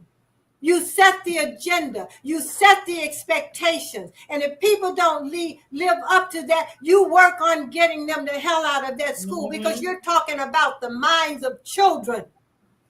That is the responsibility of a principal. I don't want to hear these excuses. I've been in all these schools. I know what goes on. Okay. They do it in the white schools. Yeah, I get it. But why aren't they doing it in the Black school? Because they don't have expectations. The parents are not being involved. Parents, you don't have to have a PhD to go up there and tell this principal you demand that your children be taught. And as a parent, you've got to make sure that Johnny takes his little behind into that classroom and sit his butt down. But if Johnny is in my classroom, you don't have to be there. You're going to sit, Johnny. I'm in that classroom. That's my classroom. Mm-hmm. But you've got to be passionate about and care and love what you're doing. If you don't love Black children, you don't need to be in education. Mm-hmm. You do it for everybody else. Right. You're doing it for the Asians. You're doing it for the Hispanics. You're damn sure going to do it for the white kids. Mm-hmm. I wish we had more Mama Dorises and less Brandon Johnsons that was in school. I will conclude by saying my last school, I worked in North Lawndale. 85% of the men in Lawndale had been to jail. I taught their children. I had no problems out of those children. Those children were not bad. Our children are not bad children. Everybody in that classroom is not acting up. You're going to always have one or two who's going to try you. Now, they do that with your mom and the dad. They going to do it. That's just human nature. Those children are not bad children. Our children are not bad. They're no worse than anybody else's children. Mama Doris, these are Percocet babies. These are Percocet babies. What? These are Percocet babies. What's Percocet? What's a Percocet baby? These kids are on pills. These kids are on pills and stuff. Who's putting them on the pills? The mamas are putting them on the pills to get the check. No. I was a counselor. I was a case manager. I had to determine who was eligible for special education. Parents would come up there, line to get these children in special education for a check. Yeah. Well, they can't take their books home to study. They can't take their books home to study because you're not going up to the school demanding that they be able to take their books. I don't want to hear these excuses. These are excuses. And that's why we're where we are. I'm talking about saving our children. If you're too damn trifling as a mom and a daddy or whomever to want to save our children, don't put any more of this nonsense in the trap for me. Please don't do that. And the parents. It starts with the parents. It definitely starts with the parents. It's society as a whole. We have got to take care of ourselves. This white man created this problem. He is not going to solve it. Let's go back to old school. Let's go back to old school. It's still enough 80, 75, and 80-year-old grandmothers out here. 66. Let's go back and save us as a people. And we do that, we are saving our children. That is the only thing that we have left. Well, what is your last words? What are your last first of all, I would like to tell you thank you. And I would like to try to do this, at least once a month until this midterm election comes, because this is we have some work. We have got to change our way of thinking. We've got to be accountable and responsible for ourselves, for our children. When it comes to these politicians, we need to focus on taking every Black alderman in city council out. Mm-hmm. Mm-hmm. That's what we have remove Brandon Johnson. Mm-hmm. Remove every Black alderman in city council out because they have sold us out. Mm-hmm. Sold us out. You got all these people with these 501c3 who are looking for money in these churches. Tell me, if you have 5,000 parishioners, what do you need with a 501c3? That's right. What do you need with it? I think they need to start paying taxes to the churches. They need to pay taxes. The churches. Look at all these churches. What I can only think of Johnny Coleman, who built some housing for her church members. You know what? So this other elder said that a couple of months ago. She said that, Johnny Coleman. Yeah, these churches are bringing in millions and millions of dollars. Laundering. Oh, another thing, let's start supporting Black businesses and Black businessmen and women. Let's respect your customers. Let's go to the Southside community a bank over here on 51st and Wentworth. Let's start putting money into these banks where we can get loans.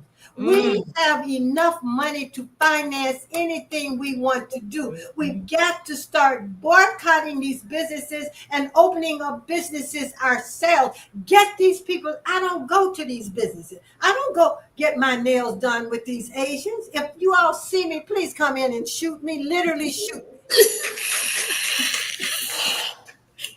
I need my feet done right now. But because my girl has been so busy, they just gonna have to look this way. I will not sit before. Yeah, because I'm trying to tell you, what you will end up with is a black toe.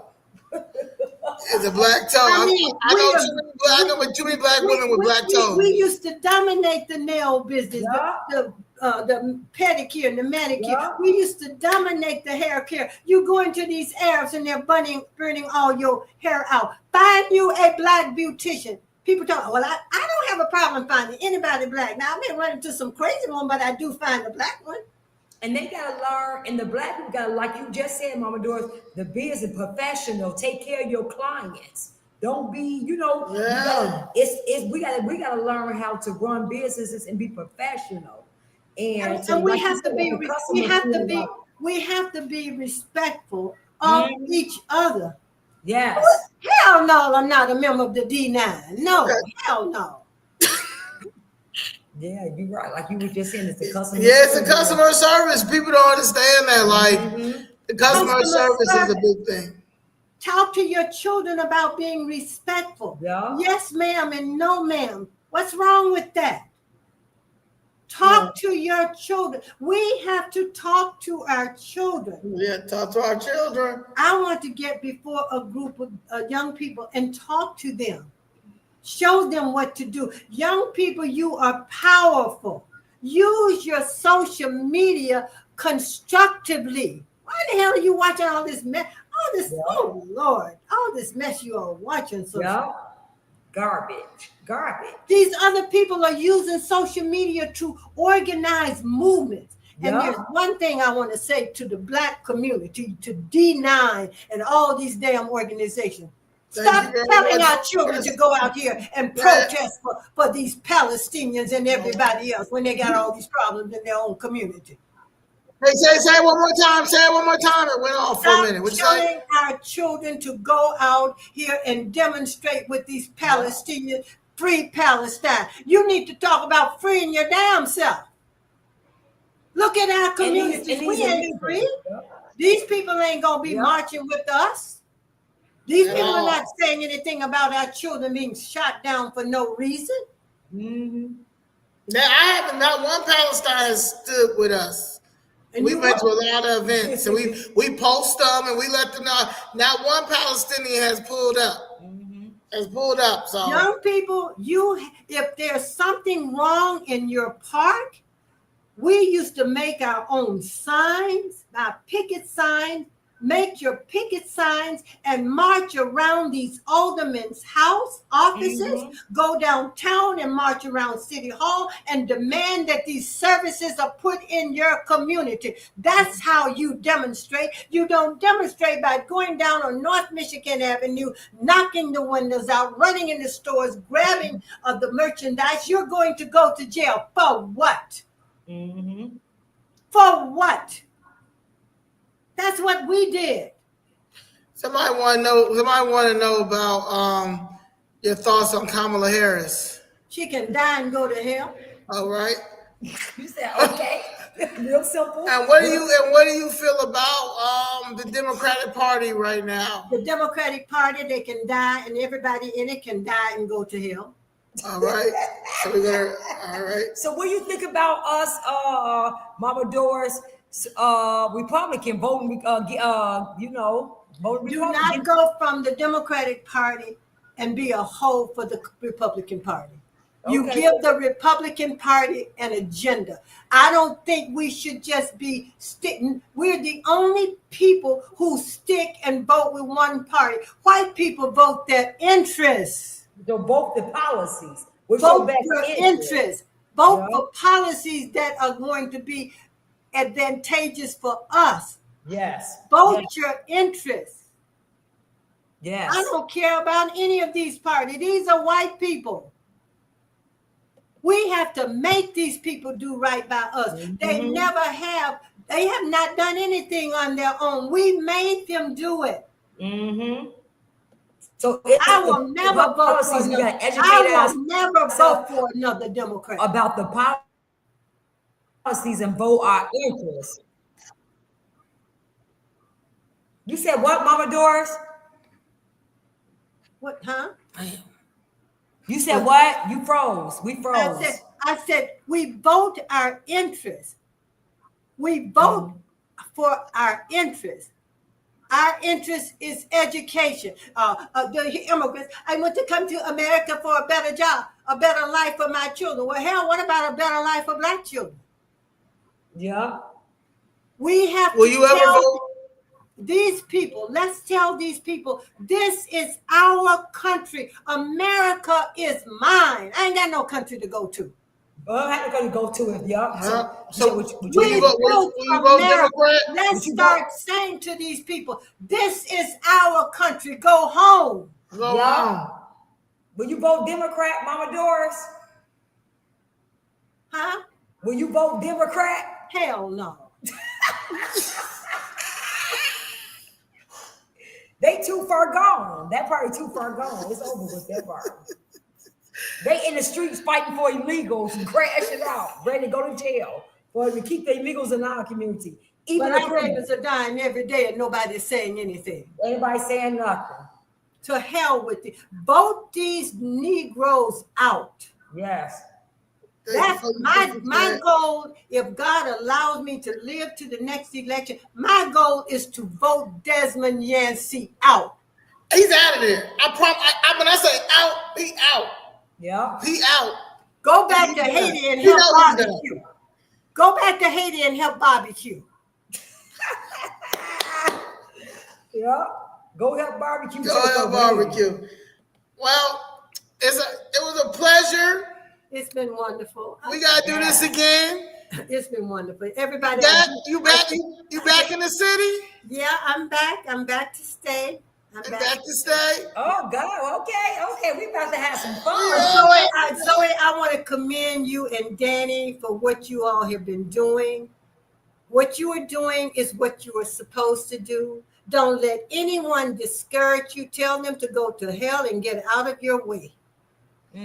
Don't let anyone discourage you. And remember this one thing, no revolution has been started by 100 people. Harriet Tubman was by herself. Medgar Evers was in Jackson, Mississippi, and all over the state of Mississippi by himself. And the NAACP did not protect Medgar. Medgar was killed because he asked for protection, and the NAACP did not want to spend the money for his protection. And the night they were talking about his protection, Gloucester Curd, who was over the NAACP at the time, he was in Jackson, and they had discussed that with Gloucester Curd, and that same night, Medgar was shot in the driveway of his home. Man, Mr. Gregory had great stories about Medgar Evers, and there's a book actually. Oh, there's a book. Let me get the book, Zoe. Everybody needs to get. Let me get the book. Hold on. Guess who wrote the book? This is crazy. Hold on, Zoe. Let me get the book. I'm ready. I'm waiting Who wrote the book? You about to see.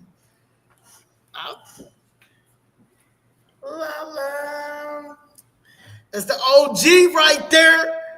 OG. She's the cure. She's the cure. Please like and share this, you all. Please like.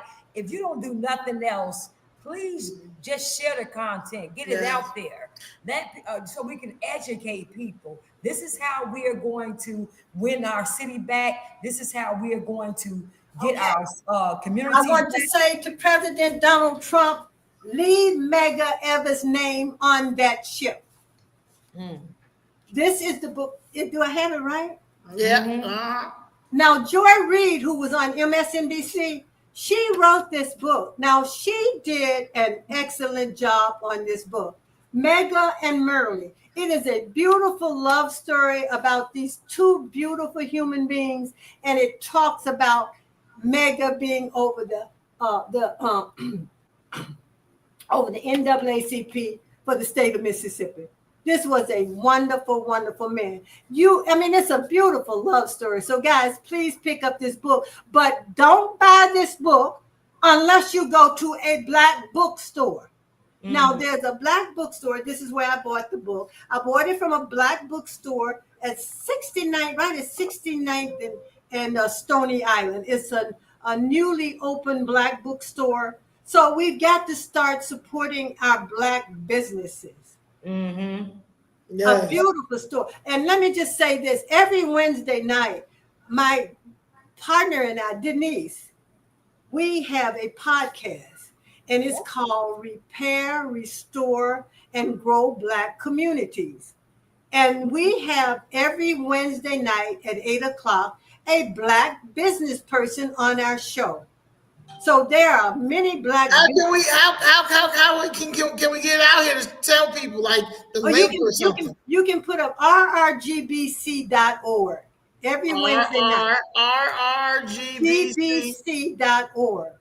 And guess what, you all?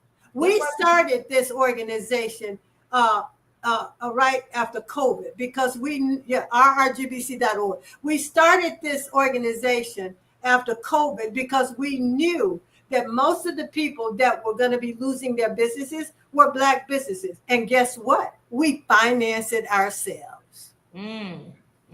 We finance. Now, if you want to donate, you want to send $5 or whatever, you can do that. But we finance it ourselves because we were trying to get money. And then we found out Push and all these doggone organizations were getting all the money. We couldn't even get a dime. Yeah, like us. Like and also they didn't want us to use black when we were applying. We had someone who was trying to write a grant for us, and we were using the word black, and they didn't want us to do that. They wanted us to use people of color. So we said, go to hell. We can find Oh my God. That's the same. Up north is not better than the South, sweetie. Up north is not better than the South. No, it's not. The South. Yeah, they agree with you. They thought it was. They thought it was. It's not. But get this book. It's a beautiful book. Just a love story. It's a beautiful love story, and I like reading love stories about black men and women. Okay. All right, we will. Okay, guys. Thank you, Zoe. Thank you, Dan. Yeah. Keep up the good work, and do not be deterred by no crazy black folks. I'll just put it there. Are we flipping Chicago red? Oh, yes, ma'am. All right. Yes, ma'am. Just want to make sure. Oh, one other thing, Zoe. We're the sister that's running for Dr. Pamela Denise Long, the United States Senator. Yes. We met with her yesterday. She is someone for us to think about. In fact, I'm trying to get a place so we can invite her to Chicago. And when I find a place, I'll let everybody know. Okay. Yes, okay. And we are doing Famous Friday next Friday the 13th with Dr. Pamela Denise Long. Thank you, Zoe. Thank you, Danny. I really enjoyed it. And I want to thank everybody for coming on tonight. And just like I said, I get real passionate, but that's because I love black people. I love my people. I feel you so much. We thank you for taking this time. All right, good night. Good night. Love you. Love you too. Okay. All right, I just want to let you know somebody did ask about the next meeting. So this we will be protesting drag story time at what is it? Monday. Yeah, what is it? Edgewater's ago? 6. Is it Edgewater? Is it called Edgewater? I gotta see. Edgewater Library. Yeah, let me see what is it. I got it. Say on my. It's Edgewater branch. Chicago Library, 6000 North Broadway, Chicago, Illinois. Yes, it's advertised for kids 2 to 5 years old. We're meeting there at I'll be there at 9 o'clock. 9 o'clock. Because they meet at 10 a.m. 10 a.m. So we like to get there like 9, because they be there early. And then City Council if you guys want to go there, well, City Hall, they have Committee on Pedestrian and Traffic Safety, 10 a.m., Committee on Ethics and Government Oversight at 12 p.m. What day is this? Monday? I mean, Yeah, this is Monday too. on the same day we're going to the Yeah. Committee on License and Consumer Protection is on June 11th. Committee on Transportation and Public Way is June 11th, 10 o'clock, 10:15. June 11th at 12 p.m. is Committee on Housing and Real Estate. I will be there. Like I said, real estate is something that I'm always into. And Committee on Finance, next one is on the 16th, but we will be at court. And then City Council is June 18th. And then Committee on Public Safety will be on June 25th, 10 a.m. And I'm definitely going there because we have a lot of public safety issues in the city, and it's just getting out of control. But what I don't see on here, and I haven't seen in a minute, but the chairman of Immigration and Refugee Rights is demanding a whole bunch of hearings with the police department and basically trying to put everybody American citizens in a place about illegal aliens that are breaking the law. I don't see any of his meetings for the Committee of Immigration and Refugee Rights because he knows that the money is ran out, and that was just a grift of a committee meeting. They thought that we were slow and going to keep and all that. More people start coming down there. So he hasn't done a meeting. He's done one meeting since the Block Club said he hasn't had a meeting in 6 months, but he has not had a meeting. He hasn't had a meeting ever since that one meeting. And I think that was in March or April. Now wait a minute. You said something about the meeting with the police officers. What day is that? June 25th is public safety. Listen, y'all, we really need a lot.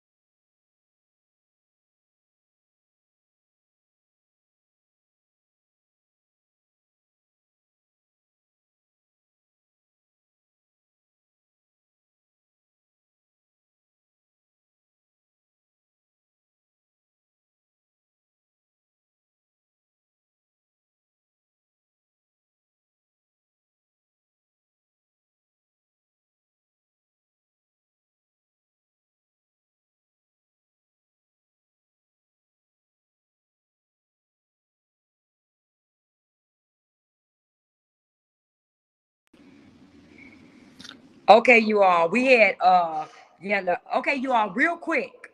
Now Zoe just said the meeting for what day again was June 25th. June the 25th. We need everybody to come out to the city hall because we need you all to be able to speak and tell. We want the ICE in here, and we want the safety of our neighborhoods and our communities. So we want ICE here, and we're demanding that these Drag story time hours are not in our are not allowed to happen, especially because it's Pride Month. So you're going to be having a lot of these drag queens in different. Now we listen, it's at the public library. So these are our tax dollars that's funding this.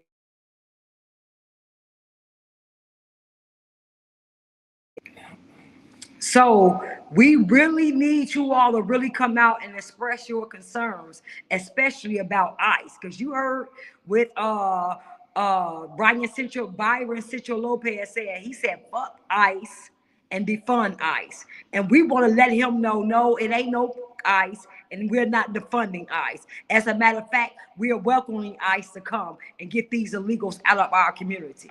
So we need you all to come out there and express that your concerns and your voice. So we really need you all to come out, especially for that meeting.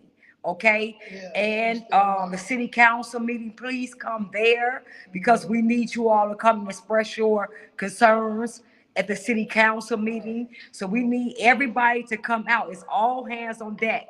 You can no longer just sit down and don't do anything. We have to come out and express concerns and let them know they work for us, and we're not taking this no more, and we're taking our city back. So the city council meeting is June 18th. June the 18th. At 10 a.m.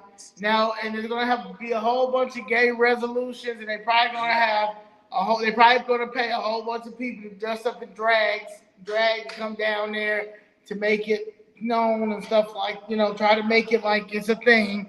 But at the end of the day, I feel like the only way that you're going to really show, and it's just anybody, to stop all these weird agendas, this propaganda and all that, is that I am going to post the companies that are sponsoring and promoting these events for children that are 18 and under, because it's disrespectful, it's wrong, and it's a tax write-off. It's business to them, but at the end of the day, it's harmful and detrimental to the children and to the parents, and disrespectful to the parents. So we need to stop. Like Mama Doris said earlier, we need to start supporting our own, and we need to stop purchasing from people who do not fit our agenda. The Jews don't do it. The Asians don't do it. The Hispanics don't do it. So we need to be the same way. Yes. So, all right. Yeah, that's it. Thank you. Please like and share. Please share. Appreciate you, everybody that watched us. And tomorrow, me and Nicole will be on doing our part 2 of it's Rico time, and it's with Larry. What's the difference between Larry Hoover's Rico and the Illinois politicians' Rico that they're committing every day? All right, appreciate you. All hands on deck. July 3rd, July 4th, Freedmen homecoming in Washington, D.C. Sign up if you haven't registered. All the information is on our social media platforms. And yeah, let's go. It's go time. It's go time. The 13th, 14th, and 15th Amendment. That's our amendment. Yeah. Mama Doris is pulling up. Dr. Long is pulling up. It's going to be a time. All right, y'all. Peace. Love y'all.